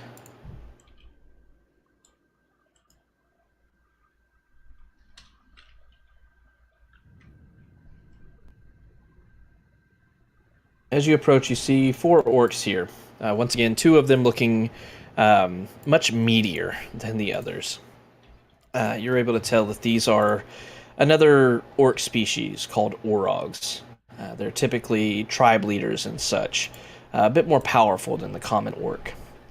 You see 2 more of them being guards, and they appear to be talking with a lot more than, not so much words as hand motions and such. And as you approach, you see that they're speaking to 2 creatures that are kind of keeping their distance away from everything that you recognize from your adventures as troglodytes. These creatures are kind of hunched over, somewhat amphibian-looking reptiles. They move kind of in a discerning way, and even staying a good distance away from you can smell them. They absolutely reek of this putrid smell that you are unfortunately familiar with. As you stand there, Uru, kind of waiting for the conversation to end, you see the 2 troglodytes kind of nodding, and then they turn and disappear off to the north. Then you see these 2 larger orcs turning towards you all. Uru steps forward and begins speaking in Orcish that Markinor is able to understand, as they basically get the gist of them saying that they've reached an agreement with the troglodytes, saying they will retreat to the eastern part of the cavern if the orcs and the adventurers agree to take care of the elder lizards that are up in that chamber as well. And as you're catching this conversation, Uru nods and then turns back, and still in this broken common, begins speaking to you all. He says, "Troglodytes won't hurt you, but cannot leave while lizards there. Lizards watching troglodytes." Could I make a nature check to see if I know what these lizards are?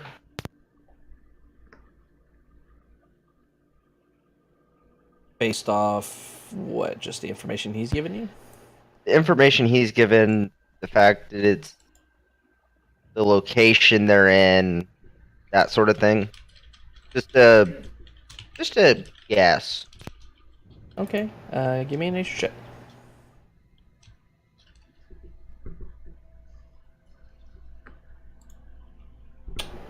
You know that...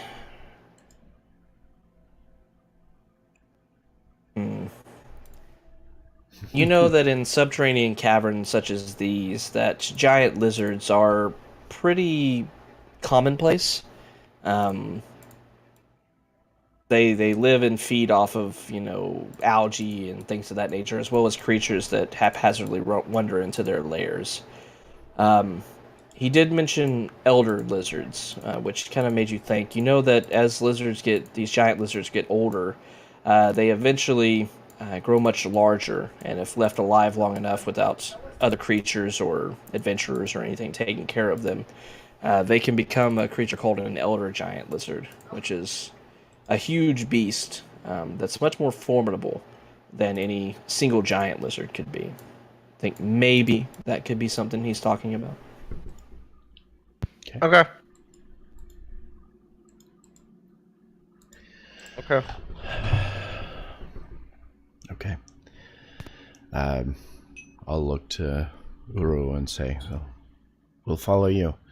We'll go wherever we gotta go. With that, Uru nods and kind of turns back and speaks Orcish once again. You see the other orcs moving off out of the way.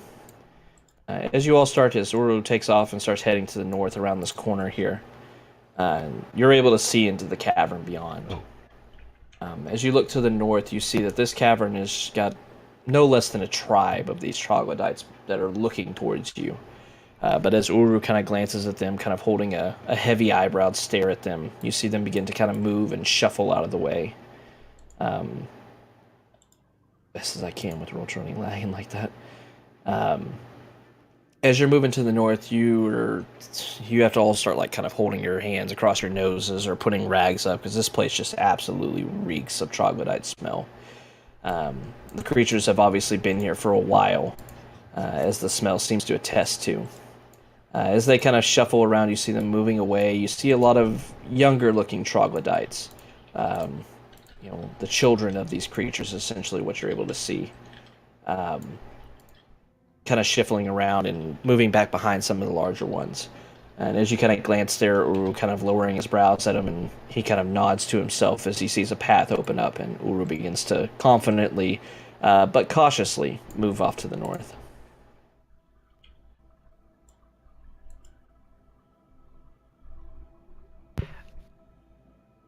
That's a few of them. Just a There's a couple. Just a couple. And I cast Spirit Guardians. No, I'm just kidding.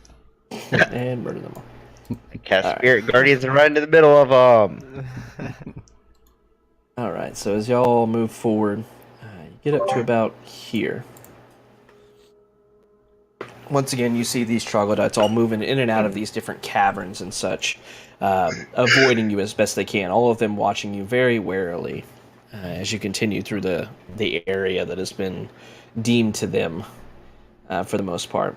As you're moving forward, you see one younger one standing before you, the smaller troglodyte kind of looking over you a bit fearfully, and then you see it turning its gaze off to the northwest from it, so it's looking off in this direction. And as it sees you all coming in, you see another large troglodyte moving up, and it grabs this troglodyte, yanks it out of the way, and then you hear this bestial bellow just coming from somewhere around this corner. I'll need everyone to roll for initiative. Oh, okay. Wow. That was fast. Oh my. Oh my. A lot of very mediocre rolls. Right. Come on. I got the best roll out of us. Yo, Come what on. is going on? Is this backwards day? Fuck.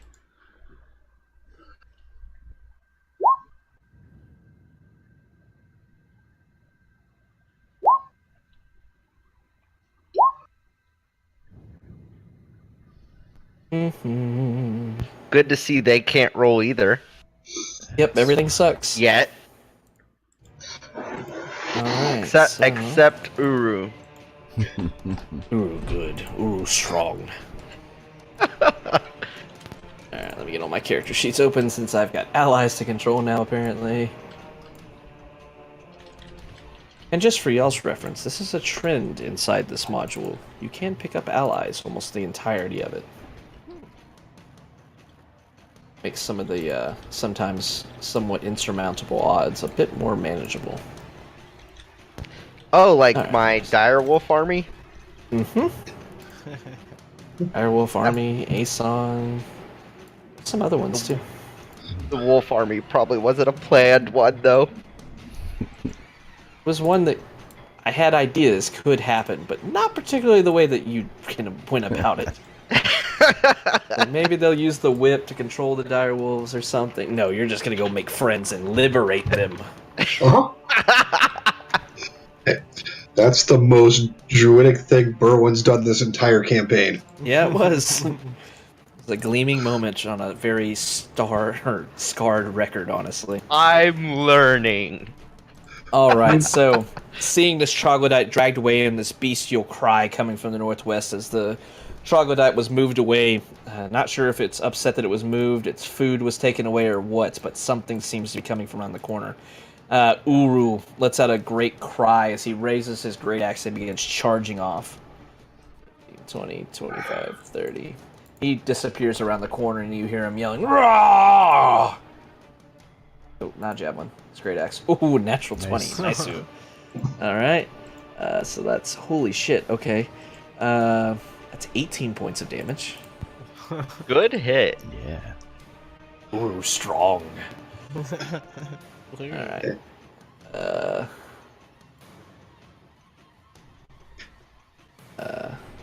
Math is hard. Where's my calculator?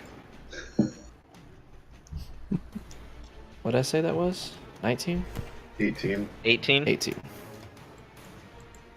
Okay.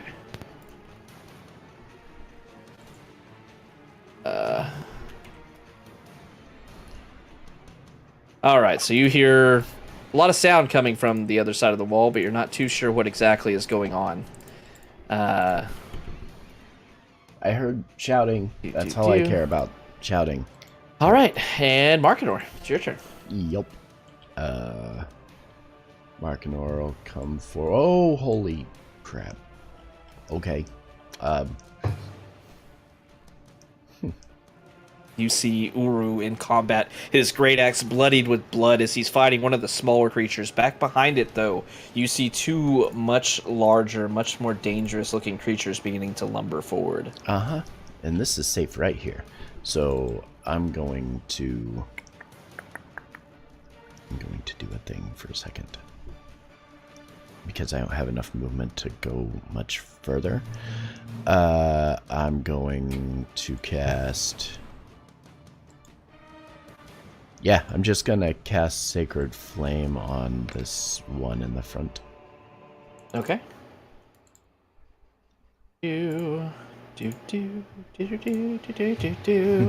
Dex save. 14. Hey, Fails. 13. 13 points. All right. And, anything else? Let's see, that was a primary action. Yeah, these are pretty intense looking creatures. I'm going to let me look. Hold on. Because that was I'm trying to think of what I was going to do on my bonus here. Stuff and things.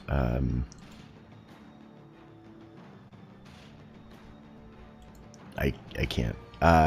That's gonna be it. Okay.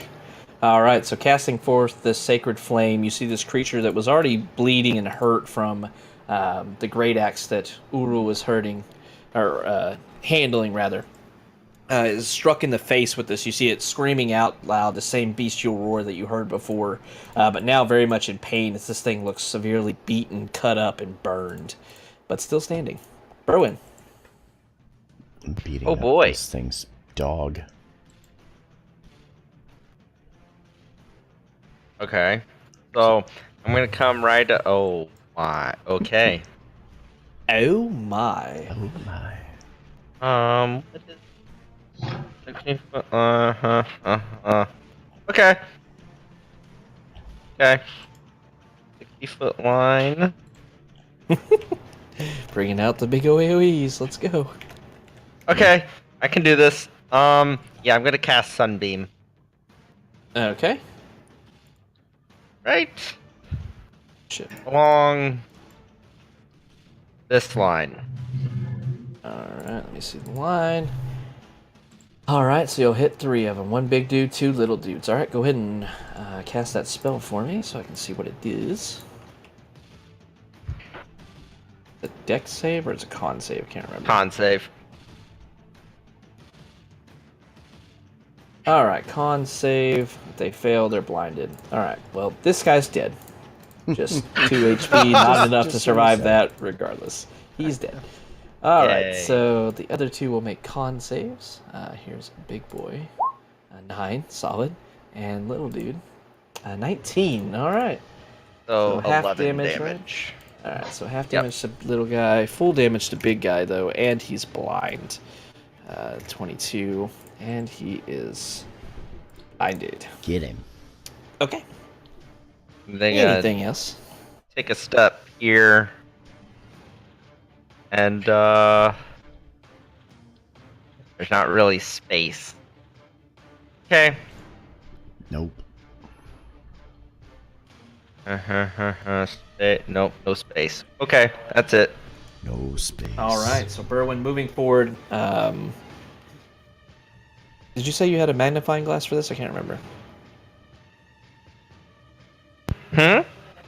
Did you use a magnifying glass for this? I can't remember. No. For I think it required it on a the material. sunbeam. Oh yeah.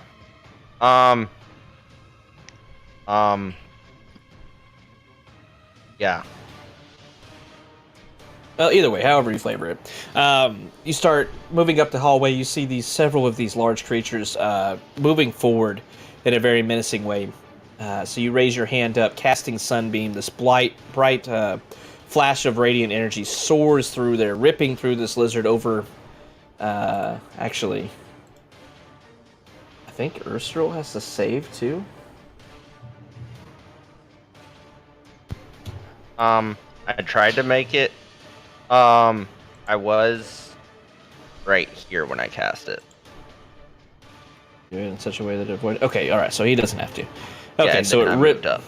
Yeah. So as you cast it, it rips right next to Url, tearing through this great lizard or giant lizard that he was fighting, ripping the other two. You see this big, large elder giant lizard. Oops. Riling in pain as its eyes are completely blotted out, and you see it can't open them correctly due to your sunbeam. Aelion. Alrighty. Let's see what is happening. Oh, hello, friends. Alright, so I see this big hello guy there. here. Let's left click, instead of right click. Hunters mark him. Okay. Bonus action. Yep. I'm gonna shoot some arrows his way. Okay. Alright, just going forward, we won't do it now. All of these are going to hit. Yeah. You will have advantage on this guy because he is blinded. Ah, nice. But all three will hit, so go ahead and roll your damage. Wow, that nat 20 at 33. Oh, math.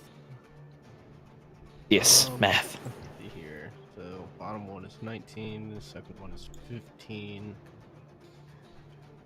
which is 34. And then plus another 11 is 45.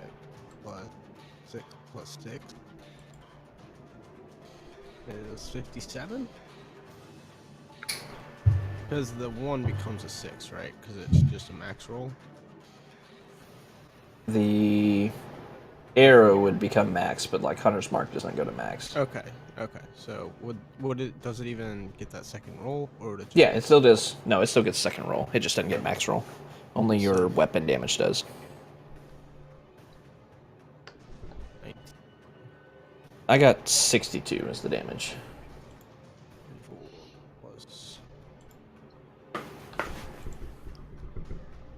Yeah, 62. yeah. Okay. 62 points of damage. A beefy ass wait. hit. On the last one, another D8.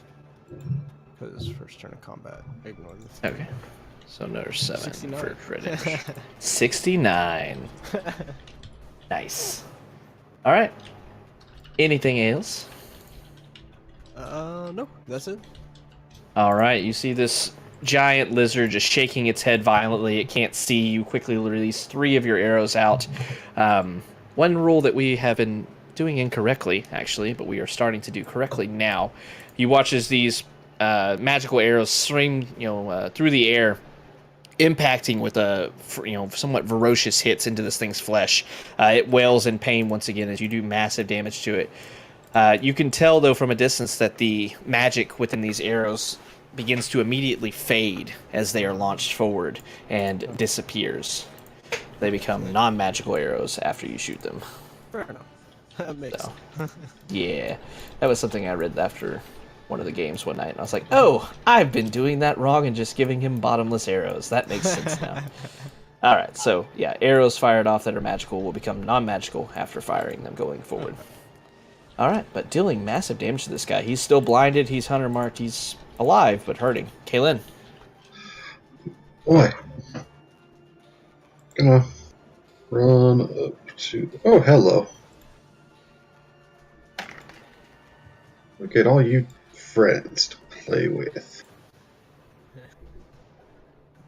So assuming this one over here is the one that's hurting pretty... Uh-huh, you see arrows out of it, you see it's burnt. Yeah, well. I'm never one to not hit the guy that's already beat to shit.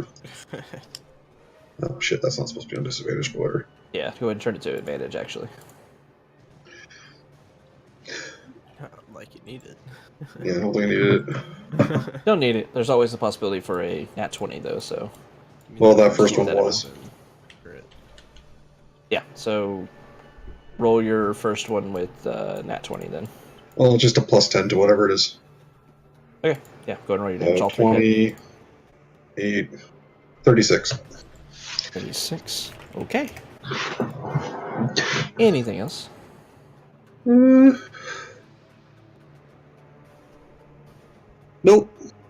All right. As the warlock says the line, setting off 3 Eldritch Blast bolts, all 3 of them hitting, the first one sinking into its skull. You see a large crack and blood oozing down its snout and such.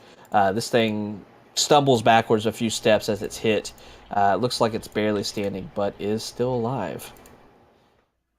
It's now their turn.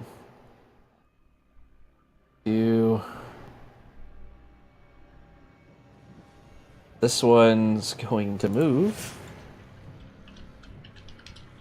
1, 2, 3, 4, 5, 6, 7, 8. Yeah. 2, 3, 4, 5, 6, 7, 8. It stumbles away, kind of running into a wall and bouncing off. And then stumbles out of view, as it is blind and moving in random directions. This other one comes around the corner, though. Seeing Uru up front is going to attack him with a bite. A natural 20. Ouch. Poor guy. Welp. Poor guy. I feel so bad for him. So He's having a rough he's day. an orc? Yep, he's an orc. Not a very big one either. He's a... Yeah. You watch as Uru is completely engulfed and then thrown against a wall by this creature, instantly killing him. Oh, no. And then it lashes out with its tail at Berwyn.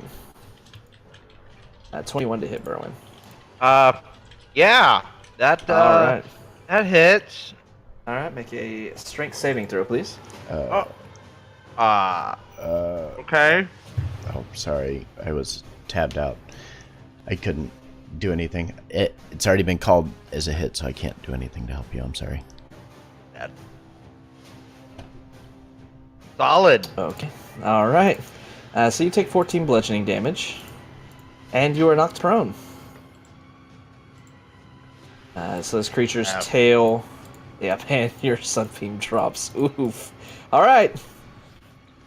So this giant lizard, this elder giant lizard, moves forward, taking out Uru with its bite, just ripping him in half and throwing his pieces against a wall. You see the tail winding up as it turns its lower body around and hits Berwyn right across the side of the head. Berwyn bounces off the stone wall next to him, landing on the ground, knocked a bit senseless by that. And then this creature disappears back around the corner.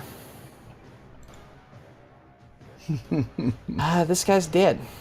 That guy did. 10, 15, 20, 25, 30. Yeah.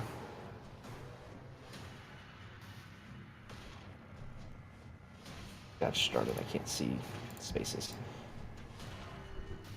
5, 10, 15, 25, 30. Okay. You see 3 more of these sliding around through this small corridor. You see one beginning to crawl over the dead body of the one in front of it that was killed by the sunbeam. But it can't make any further movement, so that's its turn. Aeson. 5, 10, 15, 20, 25, 30. Okay. You can move up in front. You see Aeson moving in front, seeing Berwyn down on the ground, walks by with this great sword in his hand as he ranges it up in front of him. He stands there. It's out of reach for him.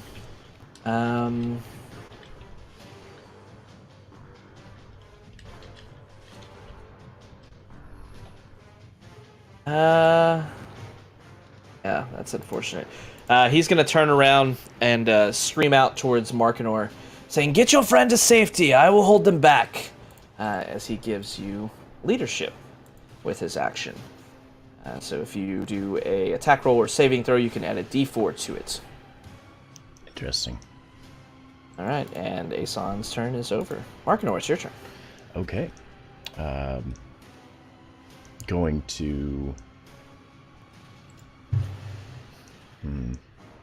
get my friend back. Get my friend back, he said. I'm not going to let him run up there and take all the glory from this. That shit. He doesn't know who we are yet, does he? Hashtag just cleric things.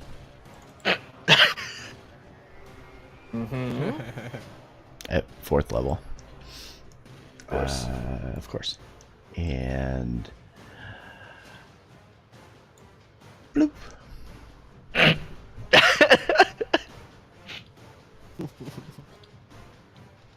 All right, that's wisdom saves. 2 little ones, 1 big one. Okay. All right. The last, or yeah, this north one will succeed, so he'll take Half. 8 points. So, yeah, 8. The other The 6, other ones will 17. say 17. And bonus action. Can I smack him? Like backhand him? I want to backhand him. I don't. Come at me. Come at thee. Like the cartoon Bugs Bunny, like take off the armored glove and smack him with it. Um, Sure, you can do it. Your AC is going to go down by 1, though. Yeah. Yeah, Totally okay. worth it. Totally worth it. I think that's, again, like, because it's first cast, I think it's all I can do. Just double checking my bonus action stuff. If only I was using my wonderful D&D Beyond to tell me what I have for a bonus action. I can't use any of that because I just used a spell. Ooh, I can do that. I'm going to look to the big creature here and going to cast Vow of Enmity. I will have advantage on attack rolls against it for a minute. All right. At which one? Southwest. Big dude. Big Okay. dude. We'll put this on him. That one. All right. And that'll be my turn. Alrighty, so Markinar moving forward, these Fey Guardians surrounding him, as we are used to seeing, buffeting in all 3 of these lizards, 2 of them taking a bit more damage, but still very much standing. Oh, wait, hold on. Does that get added to the attacks, that leadership thing? You can use it when you make an attack Oh, or it's a an saving attack throw. roll. I thought it was damage. I'm sorry. Okay, gotcha. Gotcha. Basically just Bardic Inspiration, right? Pretty much, yeah. Essentially, yeah. Yeah. Just a It's decent not as basic good. inspiration, yeah. Yeah, it's basic ass Bardic Inspiration. Mm-hmm. Still could be really good to have. All right, so Markinar doing work up in the front. Berwyn. I'm pissed. Mm-hmm. You may hate me. Fire Elemental. All right. Haven't had to use this one in a while. I know. Great. Also, I'm no longer prone. Yeah, using half your movement to stand. No. Fire Element. I'm not. I'm wild shaping prone. Okay. But fire elementals are immune to prone. So I don't know how that works because they just kind of exist. Just kind of exist. There.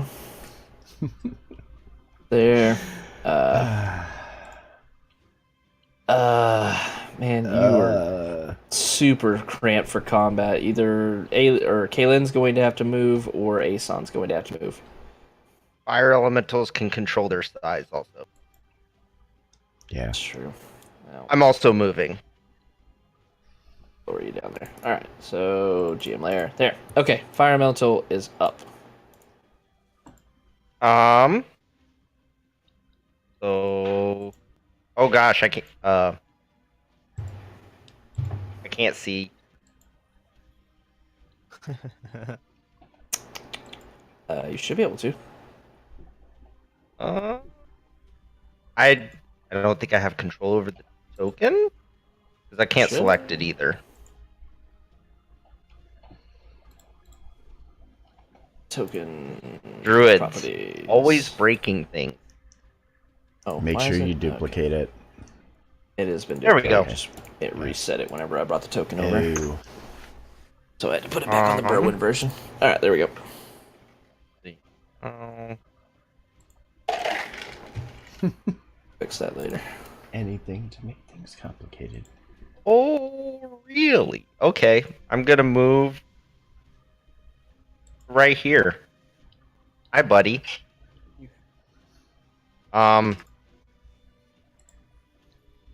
Let's see. So I believe he combusts because I'm sharing space with him. Yeah, you can move. You can enter across a hostile creature's space and stop there. The first time it enters a creature's space on that turn, the creature takes 1d10 fire damage and catches fire. Until someone takes an acid dash fire, the creature takes an additional 1d10 per turn. I'm gonna share this guy's space, moving into it with him. Alright, so go ahead and roll 1d10 just as you do that. 7 fire. Okay. And then I'm going to touch him twice. 17 We'll hit. and 15. We'll also hit.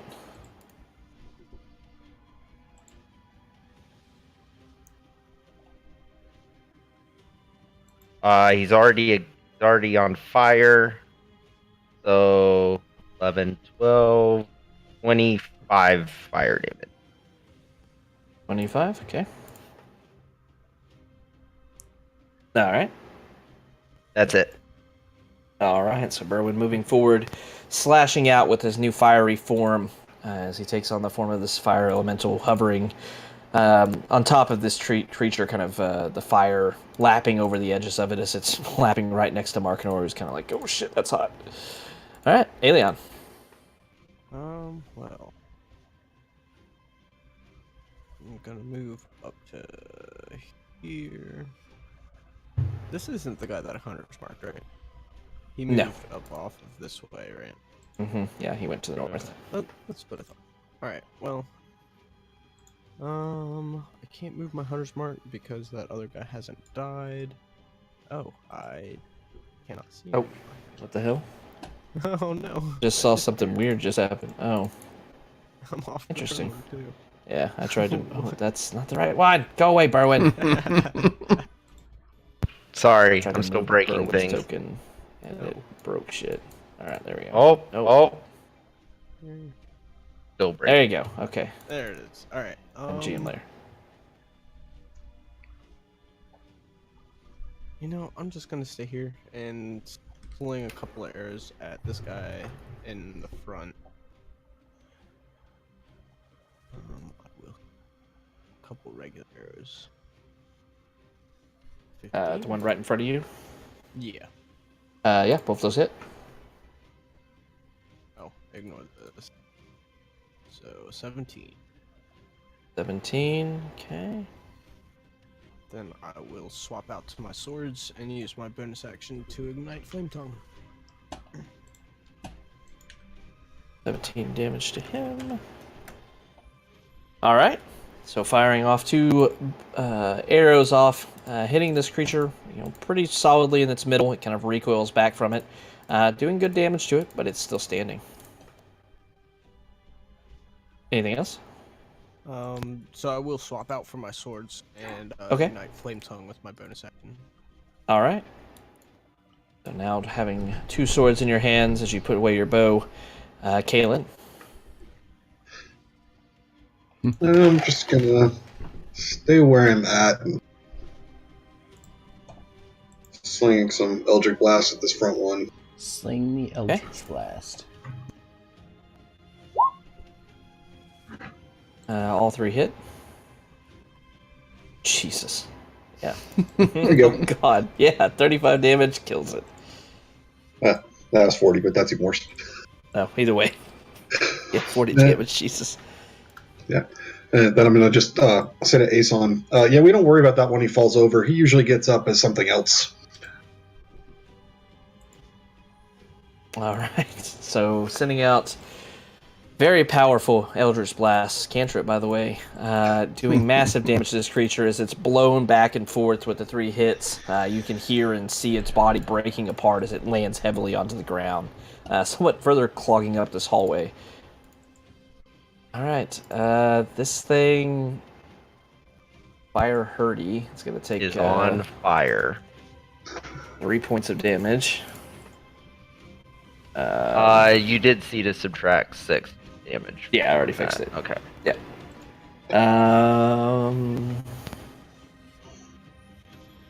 Yeah, it's gonna attack Berwin. Gonna try to bite you. 12 to hit. 12 misses. Alright, and it's gonna try to tail you. That's 13 to hit. Rolling pathetically 13 now. also misses. Alright, it tries to attack you and then not wanting to stand in the fire any longer, kind of slides around away from you, but not without, leaving any threat places or anything. There. Oh, I haven't been. He's still on fire rolling. too. It's great. Yeah. I gotta roll that. Hold on. Okay. Sorry, I was taking care of something on stream. So 20. Okay. All right. This one's gonna move.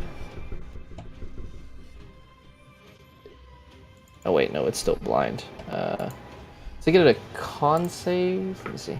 No, it's clear. Oh yeah, because you dropped.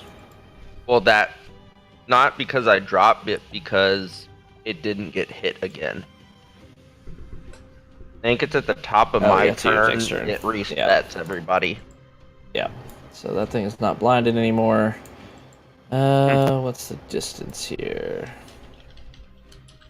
10 feet? Okay.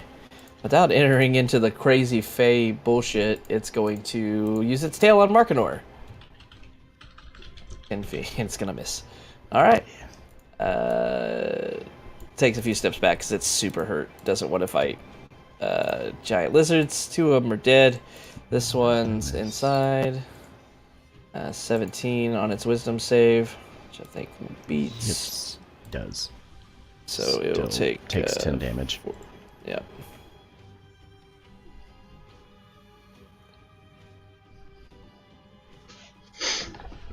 Still takes 10 damage though. Come on, roll 20, man. There it goes, finally. All right, it is going to attack Markinor with its bite. 22 to hit, actually. Disadvantage. Or 7, yep. So it's gonna miss. Oh god. Not today. Not today. Not today, Junior. All right, it misses. The other one is going to sit over here and seems to be waiting. Oh, that's Aeson.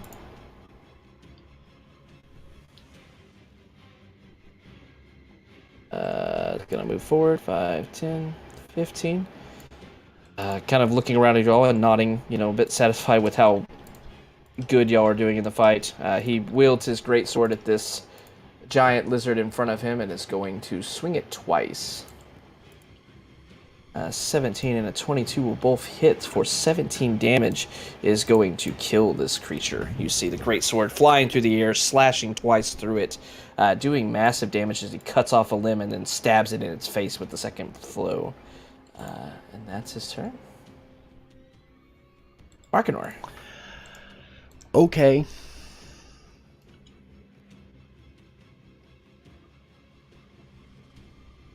Can I?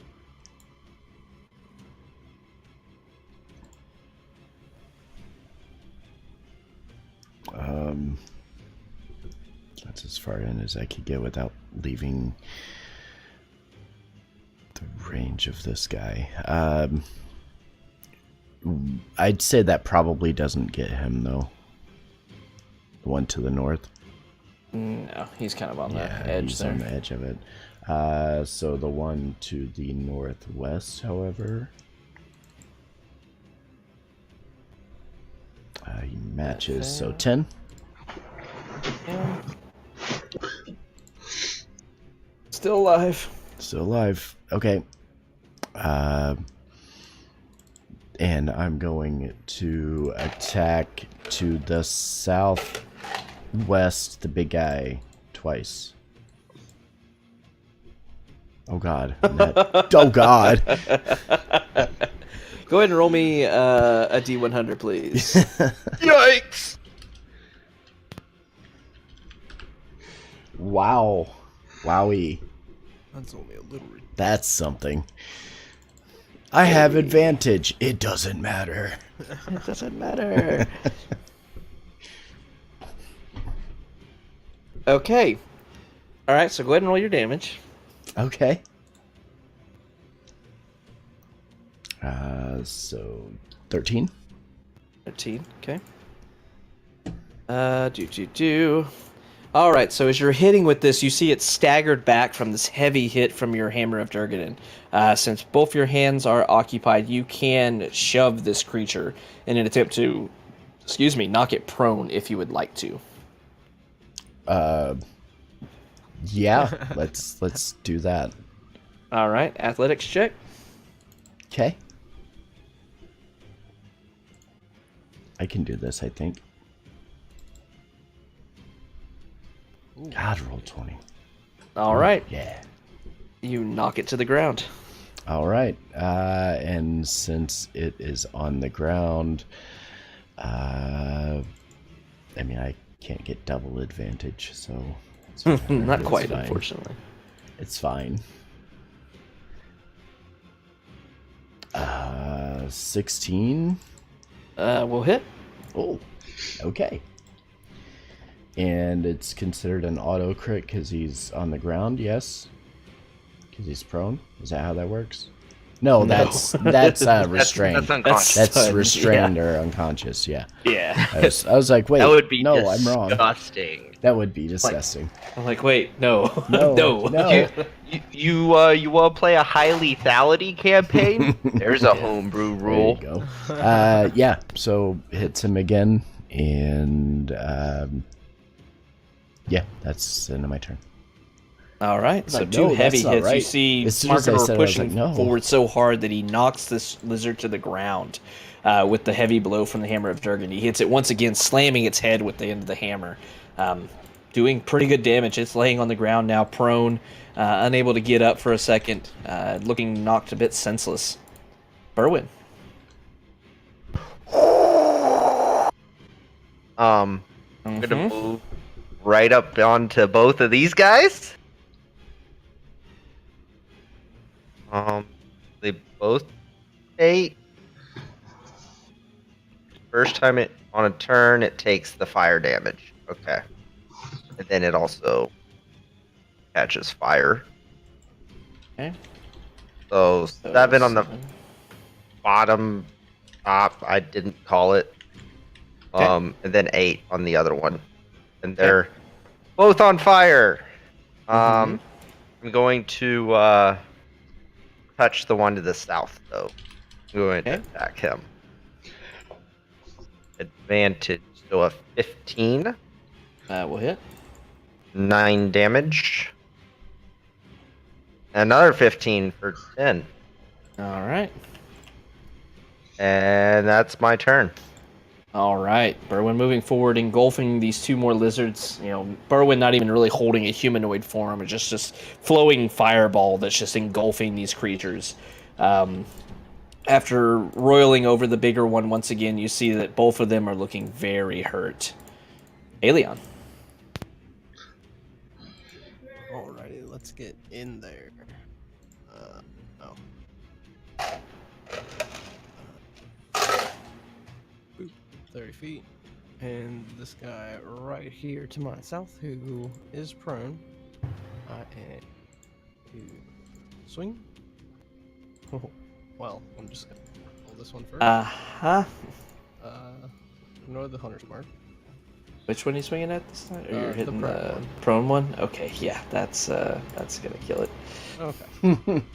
Alrighty. So, with that, I will switch targets and go to, to the north of that. And Another hit. also on my sack. Okay. So, The 17 will hit, the 10 will not. right.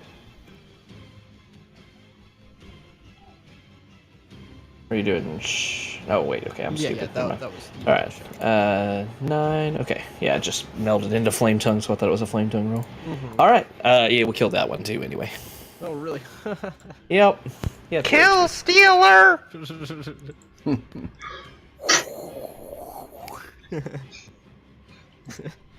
Anything else? No, I'm done. Alright, so Shatter Spike flying through the air twice, digging into this prone giant lizard, able to slice into its head, carving out the rest of its skull. It drops limp to the ground with a heavy thud. Then coming around with another strike of Shatter Spike, just stabbing into the gut of this creature. It writhes around for a few seconds before dying. Kaylin? Alright. Step up next to Aeson. And seeing just one more lizard. Just gonna warlock it up some more. Okay.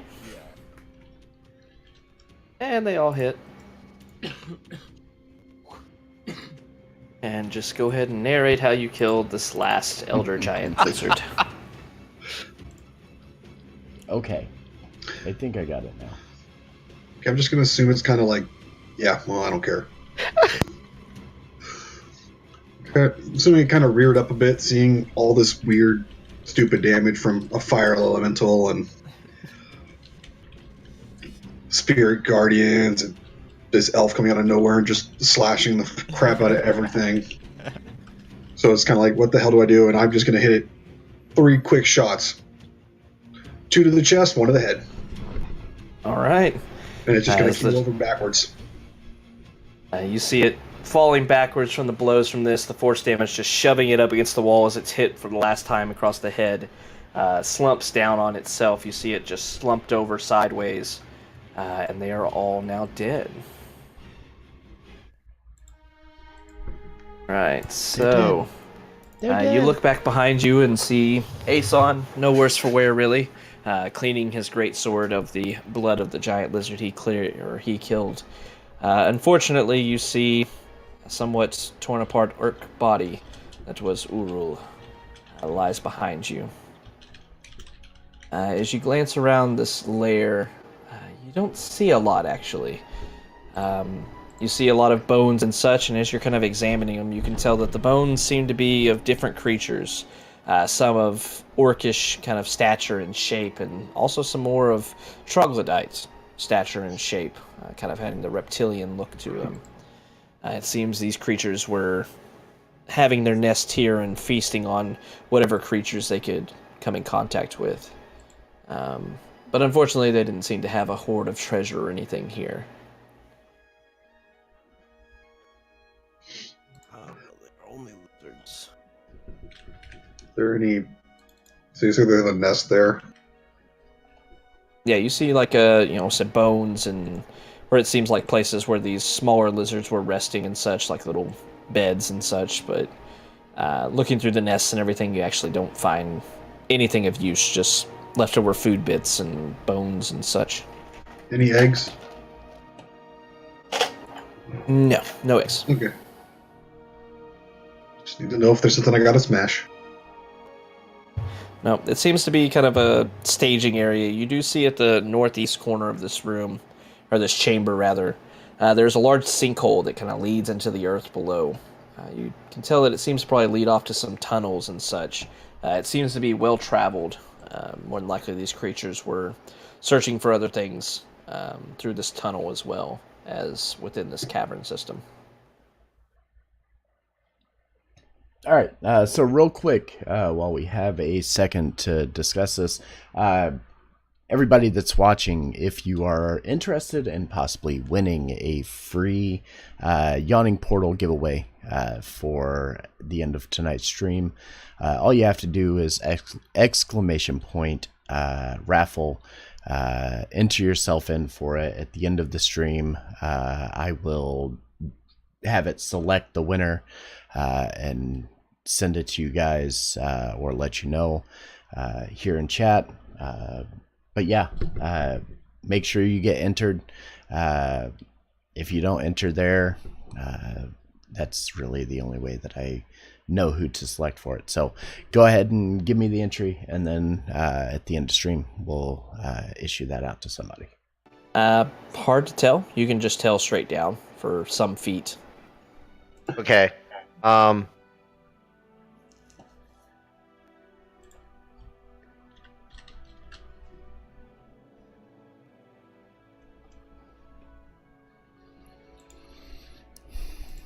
Okay.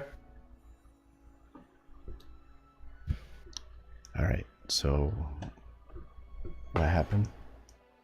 I'm sorry. There's a hole over here. Okay. I can't see the bottom of it. I want to jump in it, but I don't. I would theoretically still take fall damage. Well, that's an interesting question. Right? Yeah. You don't have a fly speed, so Right. gravity still affects you. Even though I'm fire, gravity still affects. Mm-hmm. Laws of the universe trump your magic. Because reason. Damn it! I knew I should have been an air elemental. Is this guy like super dead? Uru, yes. Damn it. He was bitten in half. Because he did like 3 times his HP with that attack.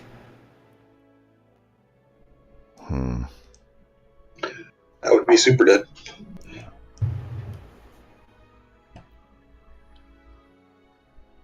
I think I maxed his HP because he was a companion. Let me look at how much damage he took. Where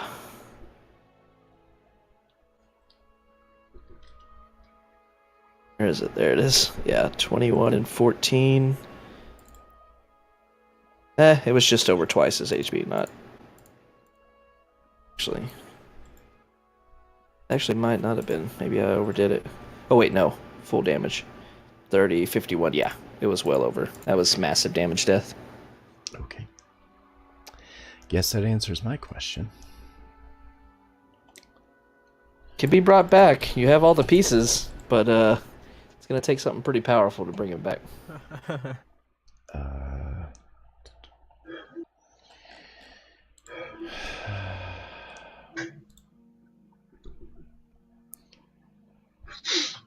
Fine. Can't believe I'm doing this on an orc.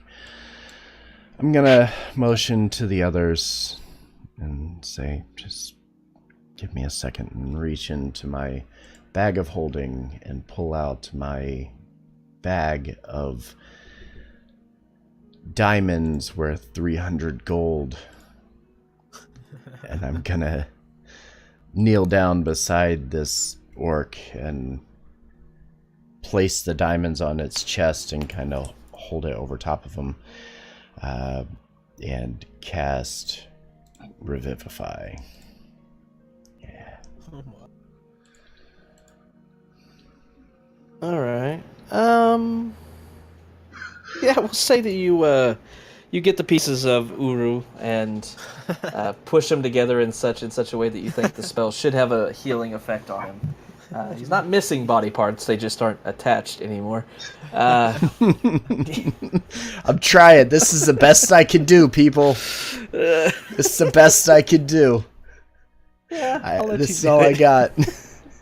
You see Uru's body, his severed limbs and such begin to kind of meld together as Markinor focuses on this spell, and after a few moments, seeing the stitch or the flesh kind of stitch itself back together with this radiant light kind of suffusing Uru's body. After a few moments of silence and such, as Markinor begins to rise after casting the spell, Uru's eyes flash open as he looks around, kind of grunting and panting heavily. He looks around, searching around him, seeing Markinor, and kind of reaches around. You see him searching for his great axe, finding it laying kind of next to his body, holds it up, says, "Where?" He's been speaking in gibberish. To the rest of you, Markinor, you can hear him just screaming, panting orcish, saying, "Where's the creatures? Where are they?" He's looking around frantically. They're dead. It's fine. We took care of it. Maybe it's best that we proceed. I would hate to see that happen again. You see Uru kind of standing up, and he visibly bows over a bit as he stands up in great pain and kind of looking down at his body, and you can see a long scar is kind of across his belly where he was bitten in half. He kind of rubs his hand across it and says, once again, now speaking in common as he's got some of his wits to him, says, Uru was... You see him kind of looking across back behind all of you at one of the giant lizards, says, Uru has seen things. He saw the light. Don't Don't go into the light. Uru saw teeth. Uru not sure what happened. He's kind of glancing around very confused. I'm just gonna be in the back, just wave at him. You're not Uru helping. casts his glance at the fire elemental. Uru is more confused. Yes. You're not helping, Berwyn. Uro, it's fine. We took care of the monsters. We killed the lizard folk that were tormenting the troglodytes. Now, I will leave it up to you to ensure that the troglodytes leave your home as you said they would agree to. See Uru just kind of panting, looking around, even more confused, but shakes his head as he hears you talking. So he starts to nod his head. He says, yes. Uru will tell chieftains. Kind of looks over and motions. He says, you follow. He begins kind of hobbling off to the south, heading back down towards the orcs down there. Okay. You all move down. You see the same scene before you. The troglodytes are all cowering back, hearing all this fighting and such. They all look at you with just terrified looks in their little beady black eyes. Kind of fearful of you now after you took out the lizards that have given them so much trouble and eating them and such. But you make your way down. Uru looking pretty hurt and such, but fighting it off as best he can. To not look weak as he approaches up to the two Orogs that you saw before. They begin to converse in Orcish, which Markinor is able to understand, but the rest of you not so much. They go back and forth, and then Uru turns back around and says, Chieftains will talk to troglodytes now. They will get them out of our home, send them elsewhere. That's our agreement was that. Kind of looks around and says, he kind of motions to everybody, you all friends of Orc Tribe. We no hurt you. Stay as long as you need. Uru going to take nap now. Good choice, sir. He just waves a big meaty hand, still kind of holding his arm across this gigantic scar across his midriff, and just limps off to the south. You see the orcs as you all kind of move out of the way. You see the orcs kind of giving you a deferential treatment of ignoring you for the most part, as they all kind of motion for you to get out of the way as they move up towards the troglodytes. Over the span of the next few minutes or so, you see the two Orogs speaking to the troglodytes. And the troglodytes kind of nodding back and forth as this very difficult conversation goes between the two of them, as it's pretty much led by hand signs. The troglodytes not speaking common, so it's a lot of hand motions and such. And eventually it seems that the troglodytes are able to understand that they are free to go now. And with that, you see a mass exodus of young and old troglodytes leaving the cavern and heading off to the stairwell back in the other room. The orcs give them a wide berth and a very scrutinizing glare as they're moving out. It's still very unsteady between the two races, but it seems that with your assistance of ridding them of the lizards, they were able to keep a tentative peace long enough for another fight not to break out. I wasn't sure if that would work or not. So, I just realized, Mark and Or, you have a helm of comprehend languages, right? Mm-hmm. It means you can actually understand what I'm saying. Mm-hmm. Great.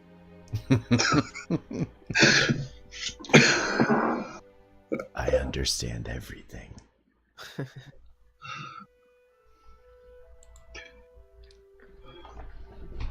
I wave at you. Kind of look over my shoulder.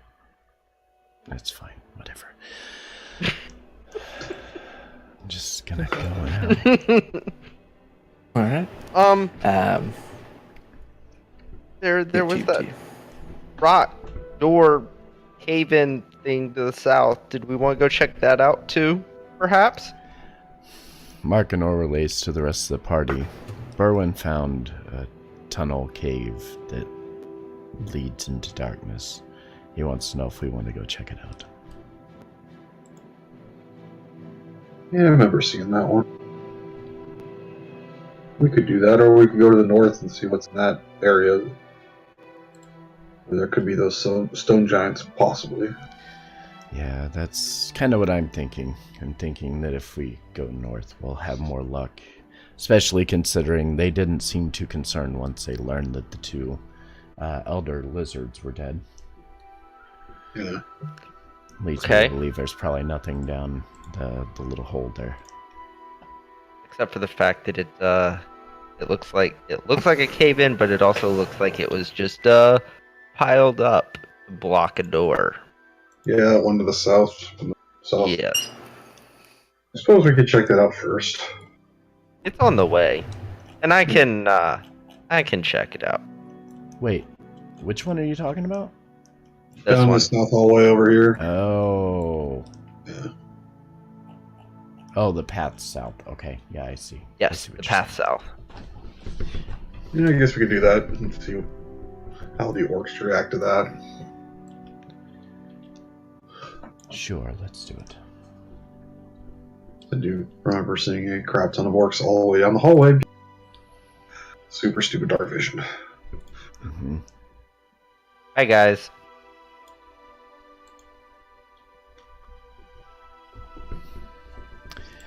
All right. Yeah, let's go that way then. You're all moving around. You see orcs are going back and forth as the troglodytes are leaving and such. As you take off, you see one orc is kind of watching you as you go back and forth. As you stop before this door, you see that finished as well as rough stones are against the side of this door here. You see a wooden door is bound with moldering bands of bronze, and even more heavy bronze, a heavy bronze bolt rather, secures it. As you're looking at it, the orc sees you kind of looking down and begins to speak in Orcish, not even trying common. Markinor, you're able to understand it as he says, "Down there, evil through that door. Be careful." Well, Markinor will tell the party that he said there's evil beyond the door. Ask him what kind of evil. I can't speak the language, I can just understand it. He probably understands common though. he may just be too lazy to speak it. Everyone that seems to have known common has been speaking it. This guy didn't. Yeah. Let me believe. Let me believe, Havoc. Sure, I'll entertain Fire Elemental Berwin and say, what evil? In common. You say the orc just staring blankly at you. Mm-hmm. Yeah, see? That's what happens whenever you don't listen to me. And look back at the Fire Elemental. Hey, don't give me that look. I can understand you now. I know you can. Did you two quit bickering? So what I can like go in through the rock and whatnot as long as there's an inch. How big of a gap is there on the bottom of the door? Hard to tell because there's rocks piled up in front of it. Is there a inch pathway I could find through the rocks? Make an investigation check. Investigation. This sheet. Kalen, he's going to go in there and get himself killed. Can't find one. I'm gonna laugh my ass off. Get kind of lost and turned around inside all of this rubble as you shrink down to a tiny little, mass of flame. Zooming through, you're disappeared for about a minute or so and then come back out, just out from the other end, and you kind of look around, a bit lost and confused. You got lost inside the rubble. Damn mazes. I just start pushing rocks out of the way. I so want to try and catch little tiny Fire Elemental Berwin in a flask, but I'm not going to. That would probably not end well. That'd be hilarious. So you take a little bit of time, start clearing rocks away. Once again, you're able to see the door more clearly. It's a large wooden door with bronze set across it with a heavy bronze bolt up on the side of it. As you're looking at it, this door goes floor to ceiling pretty tightly to the point where not even Berwin could squeeze through it. But it seems to be locked from the outside, from your side, with this large bolt. Oh, interesting. Which way does it open, though? Does it open into this hallway or into the other room? Push or pull? It seems to open towards you. So we'd have to move the rocks to open it. We did. More of the rocks to open it. You Got moved it. most of the rocks. It didn't take you long. Okay. Yeah, so it's locked on our side. It's just a bolt lock. It's not like Yeah. a key lock. Okay. Well, Markinor, I know how you love fighting evil. In. Huh, that's Did you want to go check this out? Yeah, of course I do. And Let's I'm do going it. to cast Divine Sense again. Okay. Fiend, Fey, or Undead. I'm assuming more than 10 minutes has passed, so the elementals are gone. Yeah, the Fey. Yeah. Yeah, and it's taking some time with the conversation and the exodus of the troglodytes and all that fun stuff. Aeson is still diligently following you around. You do not sense anything. Yeah. Okay. That's That's fine. This is fine. I mean, this is fine. at least it's not fiends or undead then. Pull the door open. Okay. The giant fiend. As you do so, you see that beyond this door, the corridor that leads to the southwest seems to be very much disused, dusty, and reeks disgustingly. Reeks? A different smell. Disgustingly. Not like the troglodytes. It smells sour and a bit wrong. And a bit wrong. That boy ain't right. What sort of black magic rot is this?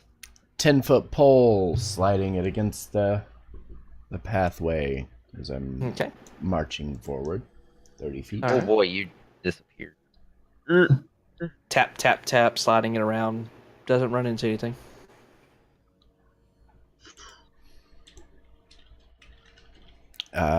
Divine sense going off. Uh, Oh, it's only for. yeah, it's just One an action. immediate action. Yeah. Do I hear anything? You do not. Awesome. This is fine. You do see a faint purple glow coming from your southwest. Okay. I'm gonna quietly tap the 10-foot pole. Tap, tap, tap, tap, tap, tap. As you make your way, you see a room beyond. As you look upon this room, you see it's lined with this faintly glowing purplish-green stone. Inside the stone, you see engravings of these disturbing shapes and signs that seem to stare out from the walls and columns. And as you're looking around, you glance at one wall to the north and then down to the south, and you kind of finish your rotation back on the north, and just something seems to say that some of the designs have shifted since you last looked at them on the north wall. And as you repeat the process, it seems like they shift again. Every time you take your eyes away from a certain viewpoint in here, things change. Nope. Awesome. Orbital bombardment. Let's just get out of here. At the far west end of this area, you see this must be a temple of some kind, because you see an altar of pale yellow-gray translucent stone. Okay. And This what is- about to the? What is this to the east? You see another pathway going off to the east.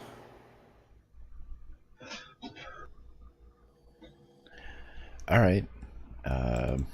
Let's try it again.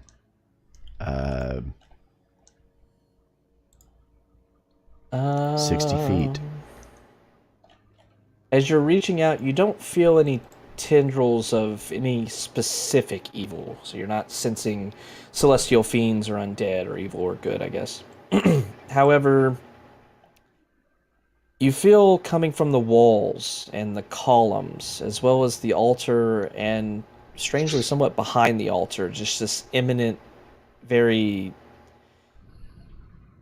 sickly presence coming from the columns, the walls, the altar, and from behind the altar. It definitely does not sit right with you. It definitely feels evil. Earn it.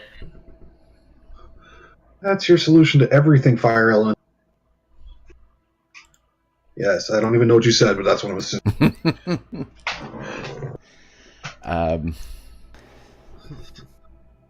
I'm going to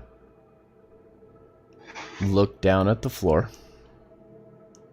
and use the 10-foot pole, pressing on the panels as I move forward. Just on the floor. Yep. Okay. I'm not touching anything else. I'm just touching the floor directly in front of me. Okay. And then I'm going to stop right beside the podium. Okay. Right here. All right. Anything? As you keep looking around, you still feel this. No. presence I in- am not looking around. I'm looking straight on the floor. I don't want to look at any of this nonsense. Okay. All right. So as you're staring at the floor, you can still see the purplish glow coming off the walls and the columns. As you keep walking, you have this constant feeling. The hair on the back of your neck stands up. It feels like you're being watched or something maybe right behind you, but you fight off the feeling and keep marching forward.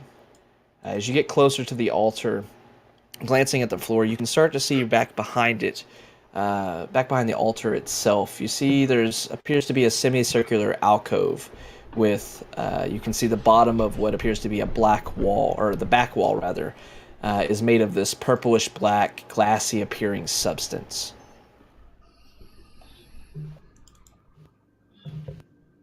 Huh.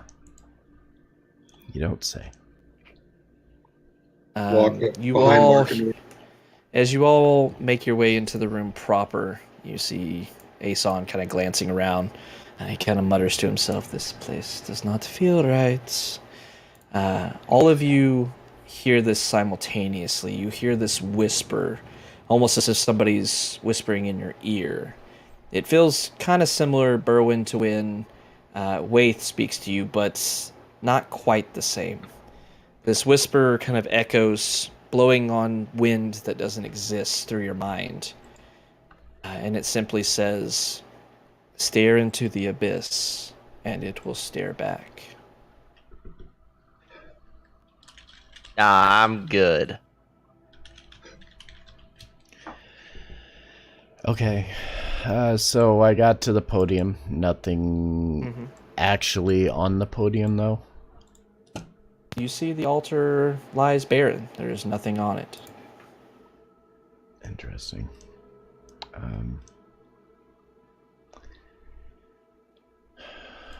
Fine. You said Berwyn heard that? y'all heard that. Everyone Oh, did. everybody did.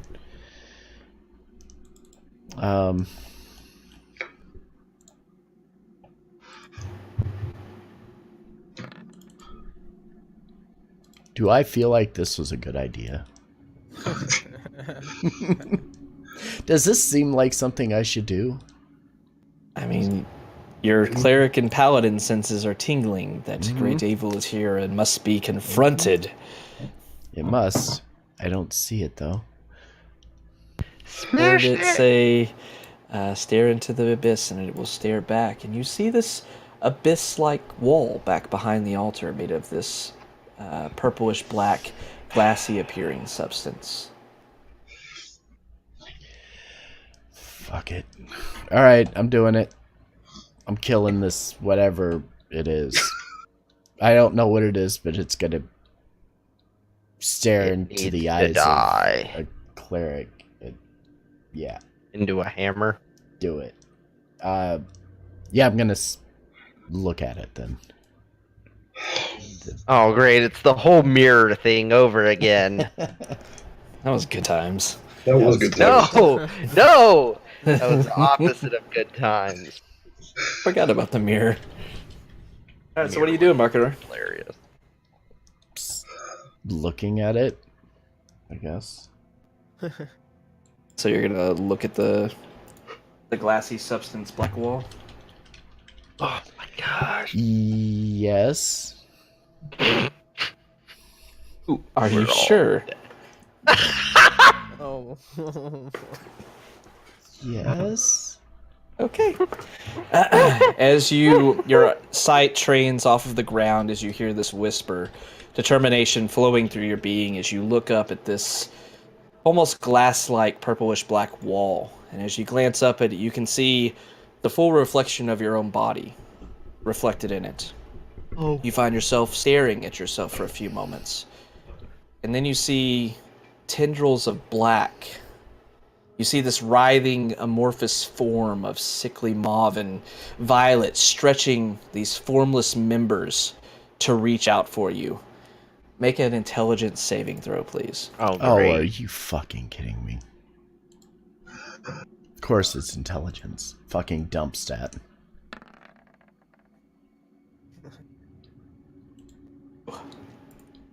Okay.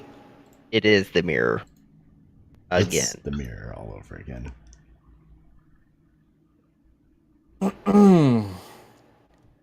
Markinor screams. This blood-curdling scream echoes through the entire room. You see him dashing, bouncing off the wall as he falls to his knees and just begins screaming and writhing on the ground. What's everybody else doing? Yay!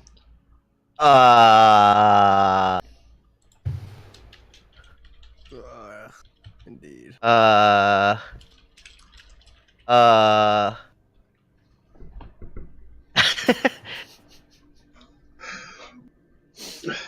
So, just for only he saw the tendrils, correct? Yeah, nobody else saw anything. Just want to make sure. Yeah, don't care. I'll kind of run up to Markinor, pull him back a little bit, try and like lightly slap him on the face, like, hey, stop. You alright? As you Like, do get so, his he attention even. He freezes for a moment, looking up, and it seems like his eyes just aren't focusing. He's looking towards you, but not really at you. He begins to speak, but all you can hear is just gibberish, just rolling tongue that you don't understand. It seems to be a completely foreign language, rolling off of Markinor's tongue as he begins to speak over and over again, chanting. He rolls over again, kind of stands up, moving down and running onto one of the pillars before falling to his knees again, still screaming and then going on in this incessant gibberish. I'd Huh. like to walk up here without staring into the evil black abyss glass stuff and smack the crap out of it. Okay, make an attack. I close the sheet. My next action as well. 10. God. Ow. You reach out, slamming your fiery fist against this, and you see it impacting and not really doing anything. And then you feel and see like tendrils of black mass seeping into the area where you kind of going from the outside all the way down to the epicenter of where you punched it. And then you feel a blast of energy against your mind as you take 11 psychic damage. Ooh. Okay. Ooh. Markinor still gibbering and screaming on the ground. So I'll try and start pulling him away from the wall. You can make a grapple check if you want to. What is that? Athletics? Athletics versus his acrobatics or athletics. Okay. Would Oh. this wouldn't really be contested, would it? Well, actually, would it be contested? Right, 'cause I guess he's not in his right mind. He's probably Correct. gonna Yeah. resist, So right? yeah. He's But I fighting mean- you, but erratically. You're able to grab hold of him and start dragging. His feet are kicking out like he thinks he's running, but he's just being dragged across the floor. I'll roll just in case, but yeah, you're- no. Yeah, 25 was going to be hard to beat Yeah. anyway. For me, absolutely. Yeah. So I'll try and pull him back like at least 5 feet, 10 if I can. Yeah, you're able to move back a bit, dragging him away, but his demeanor is not changing. He is still speaking in gibberish, still erratically moving back and forth. His eyes are open, but he doesn't seem to be seeing anything. I'm gonna try and cast Dispel Magic at the void.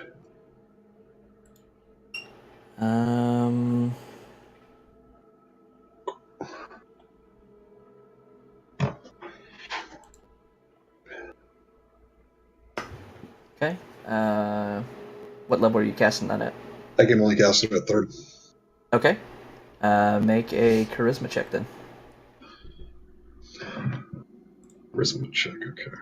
Not saving throw, correct? Correct. Yeah. Just want to make sure I click the right thing.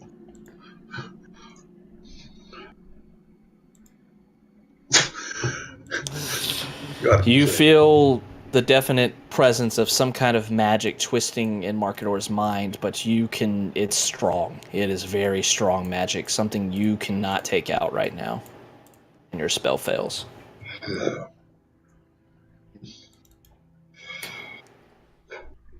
Huh.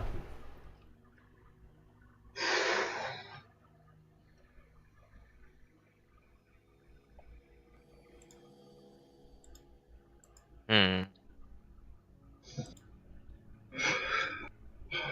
What do I have? So everybody else doing? Markenor screaming, gibberish, kicking around, struggling against it, but still just on the ground. Gonna go this way. Okay. I want to start heading this way. But we're right. as you move down, you see the visible walls of this corridor kind of lit by your natural light coming off your body. You see the walls themselves bear faint traces of what can only be disgusting murals and bas relief depictions of nasty, demonic-looking things. After about 40 feet, you see the way before you is completely blocked by tons of stone blocks and rubble. Huh. That's not good, chap. That's not good at all.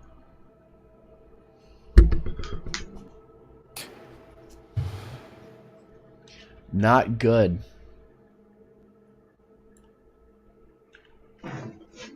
What's everybody doing? Arcanor's acting pretty crazy right now.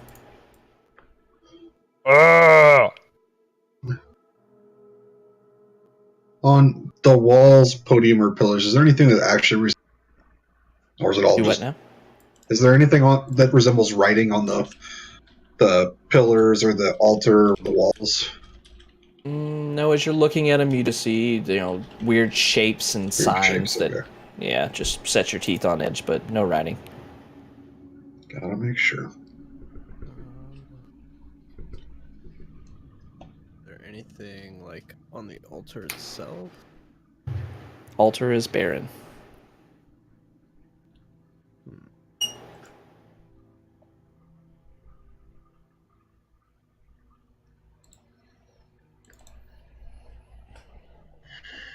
I'm officially taken out of the equation for a while.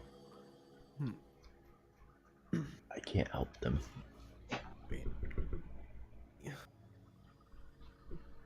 This is fine. It's fine.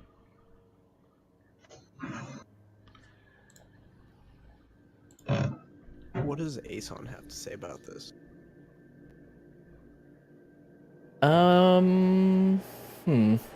What does Aeson? He may have encountered. Seems Um, unlikely, but Aeson kind of looks down at Markinor screaming. He looks unsettled. You see him glancing very briefly at that purplish black wall to the back end and turns his eyes away.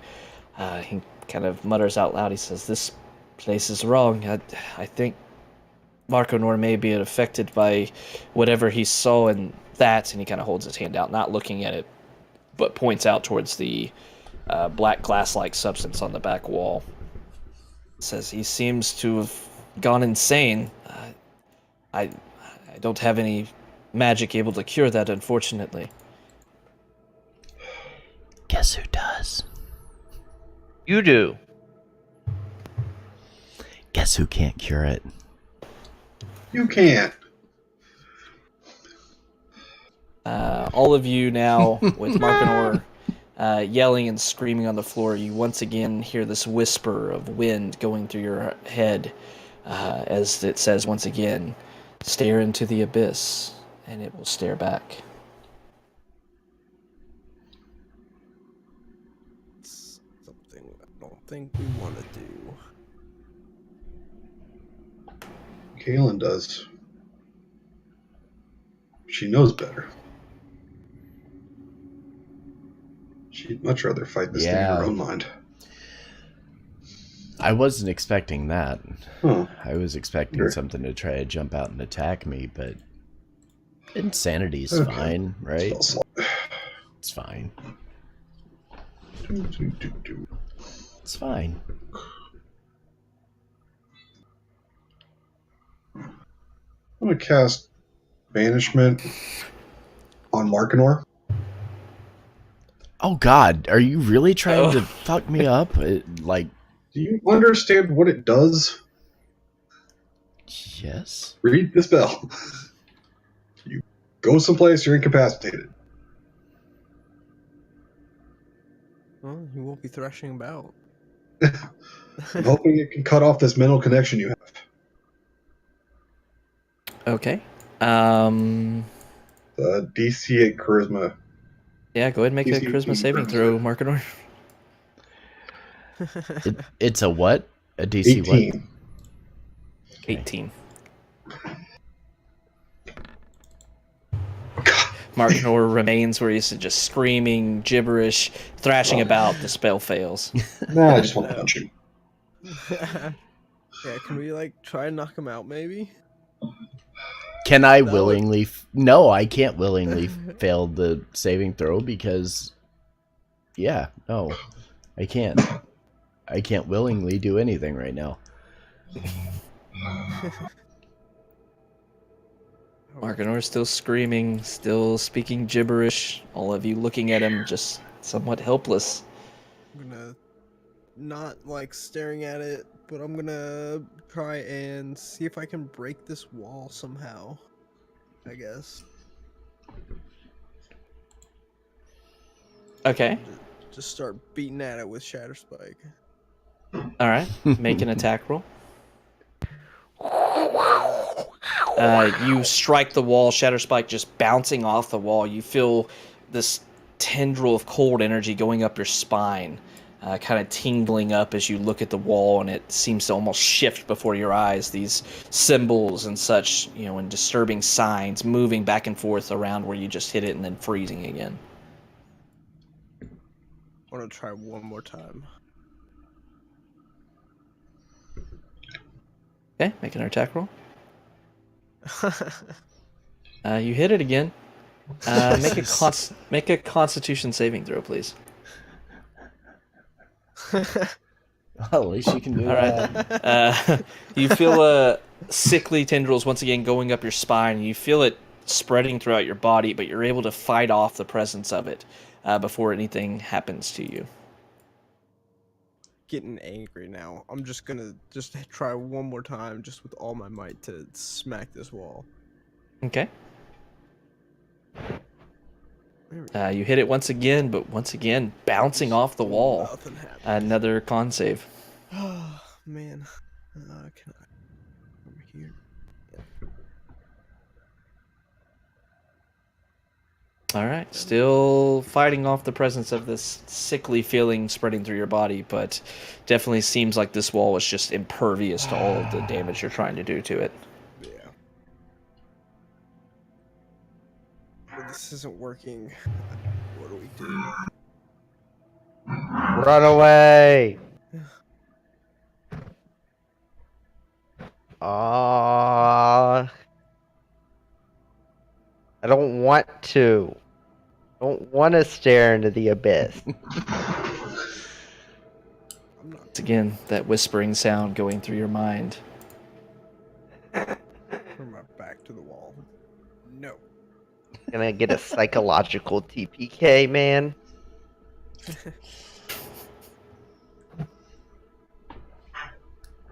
I mean, let's see.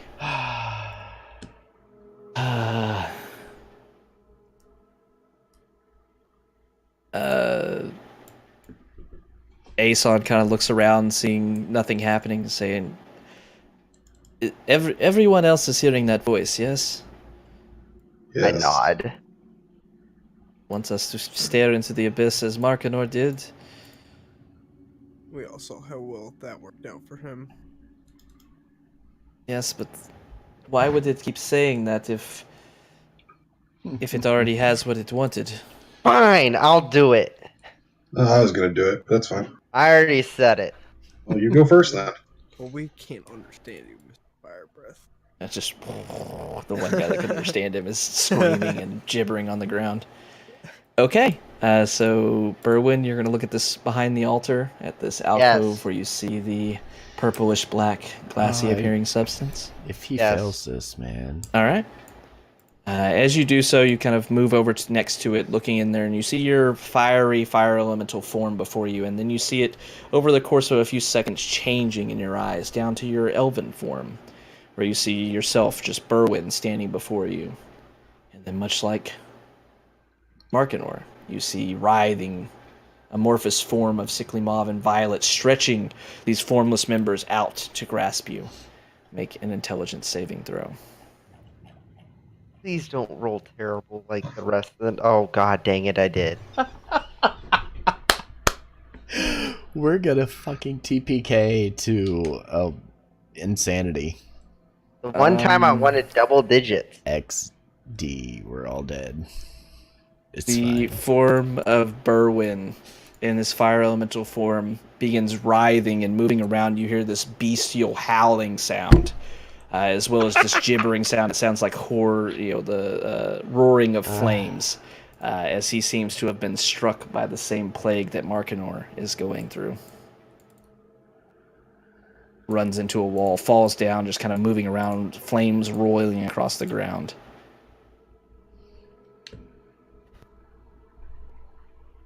Total party and Good luck, y'all.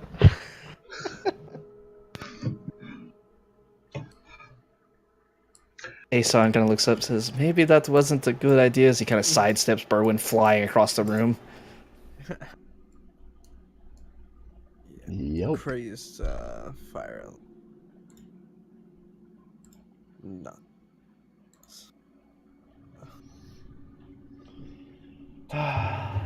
One of the 5 has to make this. What do you want to do? I have to. You're absolutely right.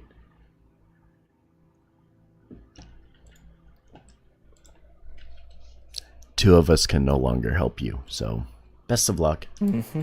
Right. Kaylin and Aelion. Aeson's like, I am willing to look at this if you want me to. I said I would serve.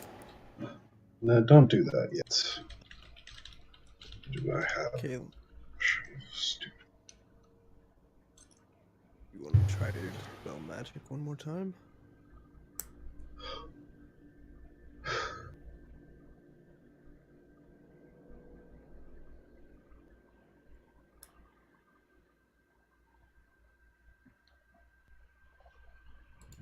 I don't think she can try dispel magic again, unfortunately. Nope. Oh, I forgot I had this. If it's going to do anything for me, I can try.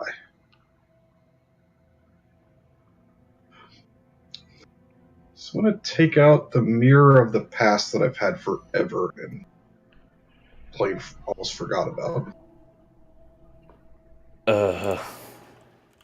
God, what does that do?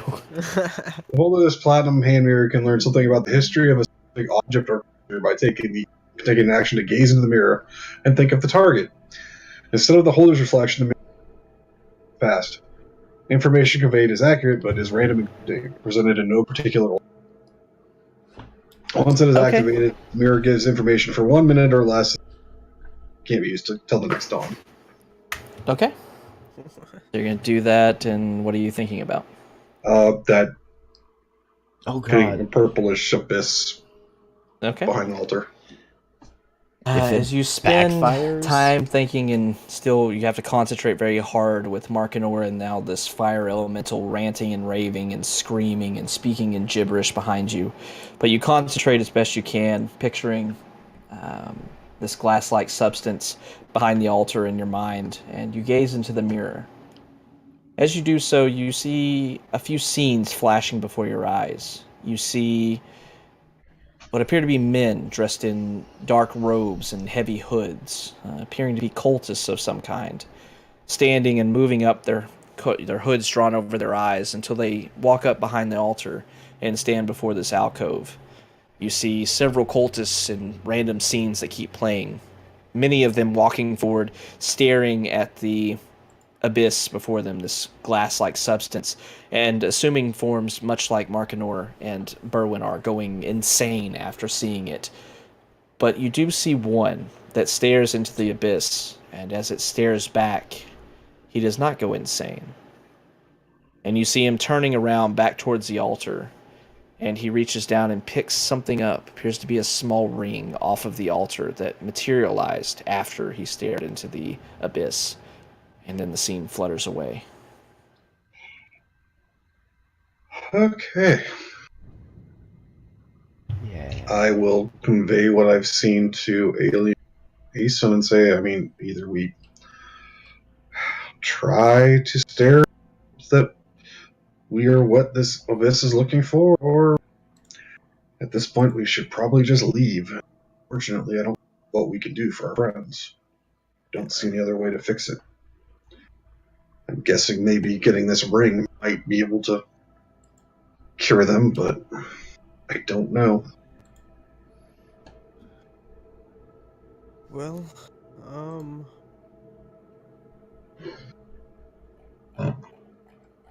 the issue must be, actually succeeding where our friends have failed.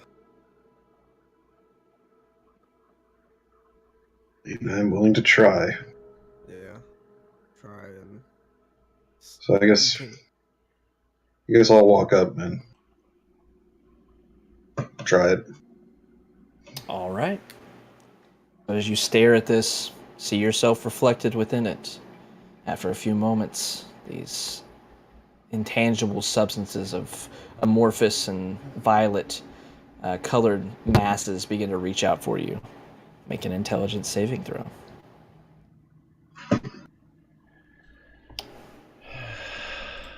Kaylin begins screaming and Give me a sec. gibbering. One time ever I can actually roll a high number. Nope, 15 is a... Oh, maybe. That with what, Devil's Own Luck? Yeah. Okay. Yeah, you have had a long rest since you used it rest. Okay. Kaylin, staring at this, you see her staring, seeing her reflection, seeing these tendrils, and she closes her eyes, bracing for what's to come. And nothing does. You see Kaylin standing there, and as she looks around, not seeing herself going insane like the other two have. You turn back around, and where the altar lay empty before, you now see a ring sitting on it. The DC This was ring has 15. almost 15. coppery gold filigree all around it, but the top of it is molded with purple coloring, inset with gold. And the insets carve out what appears to be a brain sitting on the top of this ring. 15. Okay, I'm gonna pick it up.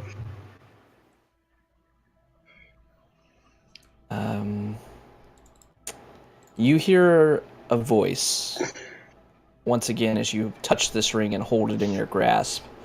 It's no more than a whisper, but it doesn't sound the same as what you heard before. And it simply whispers, "I can save you from what it has done."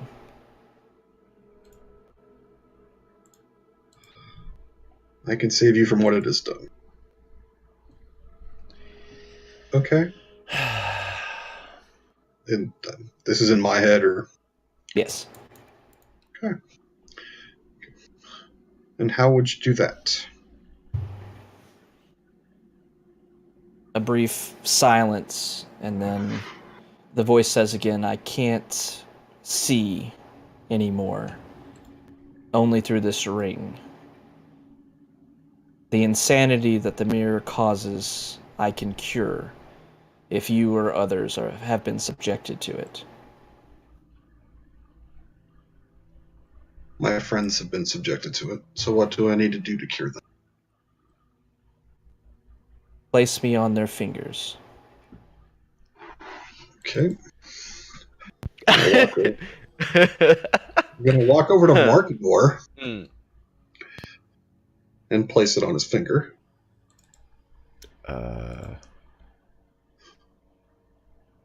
You're able to do so as he struggles back and forth. You catch his hand. He kind of pulls away, but not really noticing that you've got his hand. He just seems to be, confused why his arm's not moving. He pulls against it. We'll say for the sake of brevity, because you're just going to end up doing this over and over again until you win the fight, that you're able to eventually catch his arm and slip the ring onto his finger. Yeah.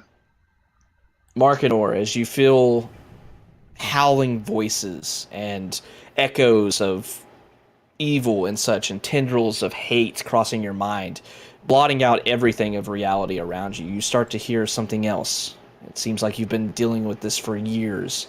Time weird. It doesn't make any sense anymore. You don't understand what's happening. You hear a calm voice piercing through this din of voices and screaming and madness. And it simply says, "I've been where you are before, and I have recovered. Listen to my voice. I will lead you back." As you listen to this voice, the one thing that you can understand through all the madness that is suffusing your mind, you cling to it, hold on to it, for dear life, really. And after a few moments, you find yourself staring at this purple-esque room, sweat beading all across your body, across your face, panting heavily as you feel your arms and muscles all throughout your body straining. But you look down and you see Kalen kind of staring down at you, Aelion, with a concerned look across his face. And you look down at your hand and you see this small ring with what appears to be a purple and gold brain set upon it on your finger. And you are no longer insane. I'm just gonna reach my hand forward to Kalen and just stare at the ring and just kind of shake my head. Take it off. We do this for a higher element. I have a bad feeling getting this on Berwyn might be a little harder.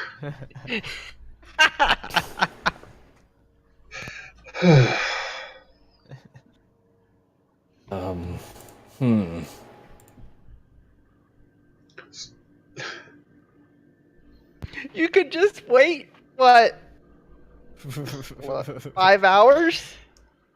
5 hours? Just a- Holy crap. We've Yeah, always or I can try and kill you. we've always wanted to kill Berwyn anyways. Yeah. Wow. You're insane. You're not gonna fight back.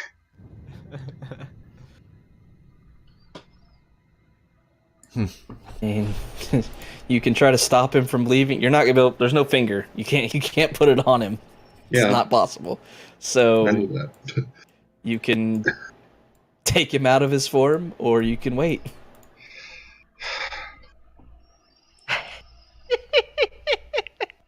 God. Or you can let the cleric do cleric things. Maybe he can fix it. Cleric can try and do cleric things. I'm looking. It's, you being firsthand, you know that it is powerful. Mhm. It is not something that is not going to be.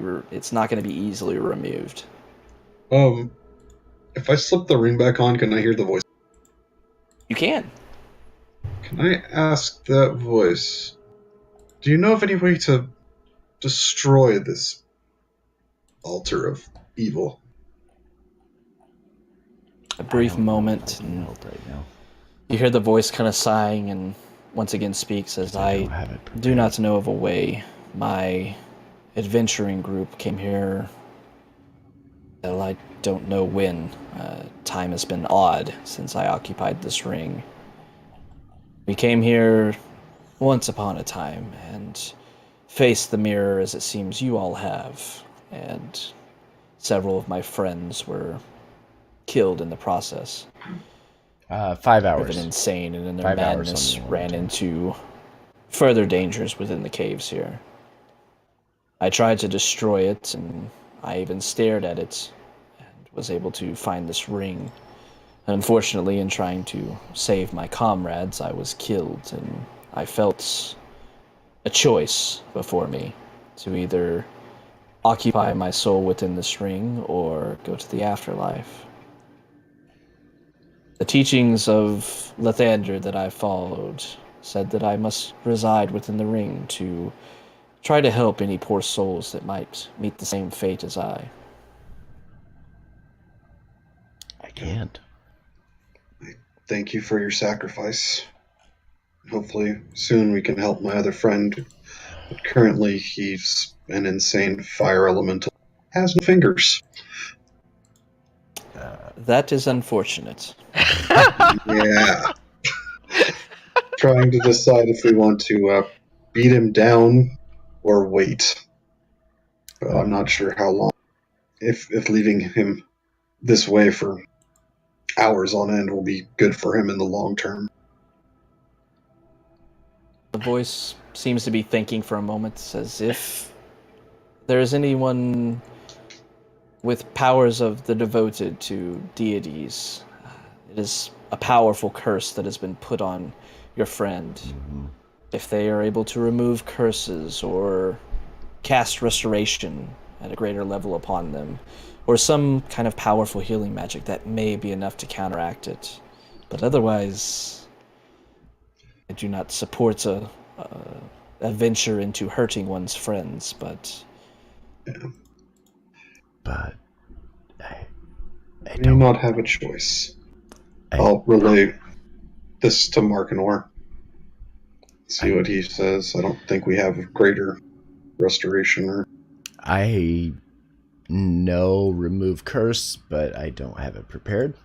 So I'm looking at something real quick. 1 second. Because How long was it since our battle with the lizards? it's Question. been about 30 minutes or so at this point. Okay. 4.5 more hours. Can't wait for Alien Moose Hunter Mark to burn. I mean, because so the only other thing I can do, I mean, we can wait, obviously, but he said powerful enough healing magic. I can't. I don't have 5th level spells yet, so Yeah. or 4th level for that matter, because multi-class. Yeah, probably the only one who could cast anything that powerful is insane. I can. I mean, we can wait. I just wonder what harm that will do to his psyche, but Lesser restoration isn't gonna cut it. So, I guess we just probably have to wait and hopefully keep him contained, safe. Don't know that there's much else we can do, and I don't know of any way to deal with this stupid mirror so it doesn't do this to anyone else. Aside of maybe we could cover it with something. trying to think. I don't think I have anything. All right, so the plan is wait for right now. Yeah. Yeah. I mean, I can't do anything else. Well, that would be good for Aeson. He could, if we could keep the fur one away from him, he could take as long. Recover some. Because wouldn't that he could go into a trance, right? He's elf. Yeah, he's an elf. I mean, alternatively, we could also try and knock him out of his fire elemental. Yeah. He doesn't have much of armor, so we could just probably take care of that.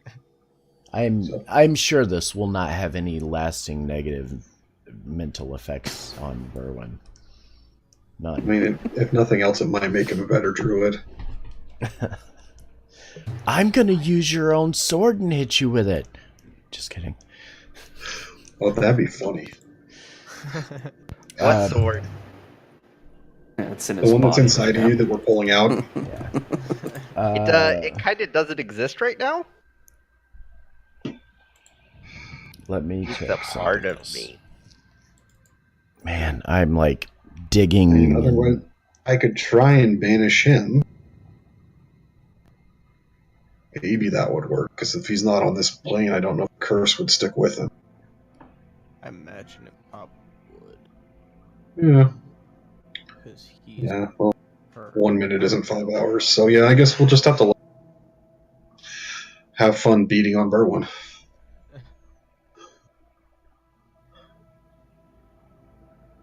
All right, so which one I y'all think doing? Are we gonna wait it out? I think so. Just saying. I'm looking through my stuff, trying to see if there's anything. I got nothing. Mhm. Got I nothing. mean, I have heal, but it's not prepared. Yep. And you're same. insane. There's also like- that. The one thing that I would be able to use here to resolve this, and it's like, oh yeah, it's not prepared. Sorry, guys.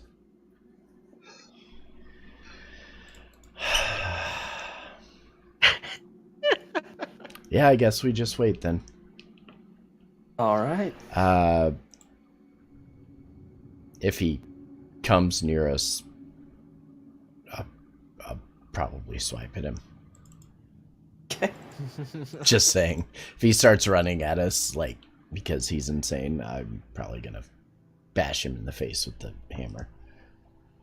All right. So, for the sake of brevity, we'll say that you all sit down, kind of blocking off the doorway, limiting to him in this room. You do see Berwin. Stop moving. You don't control your stuff. I control you now. I'm gonna go hide in the rocks. You're able to clog off the doorway so Berwin doesn't move anywhere to get himself hurt. He does move towards you several times, burning a few of you. But under your guidance, Aeson does put himself a little bit further back so that he can rest. A little over 4 hours goes by, and Berwin reverts back to his elven form. Still very much insane. Okay. Walk over to him, and I want to slap him first, but I'm just going to put the ring on his finger. Okay. You slap him, his face kind of recoils off the ground. He just starts gibbering, staring blankly at the ceiling. A few moments go by, and then you see his eyes focusing as Berwin, in your mind, just sheer madness and, just constant turmoil, voices you can never understand, but always yelling into your ears all around you. Just the insanity of it all is overbearing. But once again, you're able to hear, much like Markinor, this voice leading you out of it as this ring is placed upon your finger. And after a few moments, you see Berwin's eyes focusing as he is brought back from the brink of insanity and stays laying on the floor, panting, sweating, completely exhausted from his ordeal, but no longer insane. And that is where we're going to end the session for the evening. That went extremely well. Y'all don't realize how excited I was for this room. My first group that ran this never came down here. I was pissed. We always like to make your life more fun, so. Right. I'm glad you do. I appreciate almost making you roll new characters because you all go insane. So it's like, I'm just not going to look at it. Not at all. Just for the sake of gameplay mechanics, basically what you were subjected to was a DC 15 intelligence saving throw. Or, if you miss it, you were cursed with insanity, as if the symbol spell's insanity effect was cast upon you. I messaged it to Forge just so he kind of knew how to make his character work, but the insanity on symbol, you make an intelligence saving throw. On a failed save, you are driven insane for 1 minute. An insane creature can't take actions, can't understand what the creatures say, can't read, and speaks only in gibberish. The DM controls its movements, which is erratic. The difference with this scenario, though, unlike symbol, which only lasts 1 minute, this is permanent. Unless something was used on you. Yeah. Cool. Yeah. Okay. So, Forge, did you roll a 14 also? I did. Mm-hmm. I did. Yeah. It's like, I shouldn't be the one rolling this, but I gotta try. That extra D10 comes in handy. So. Mm-hmm. Yeah. I would have figured I would have rolled higher with a +6, but yeah. If somebody else would have went first, and It would have not been as bad. Mate, well. Yeah. Well, I don't think it would have mattered. Well, if somebody else would have went first, I could have possibly cast guidance on myself and changed it. But, Yeah. You needed one higher. Yeah. Both of you literally needed I one could have higher. cast guidance on my. Oh. All right. Gonna end stream. Okay, bye, stream. Bye, stream. Bye, stream. Bye. Toodles.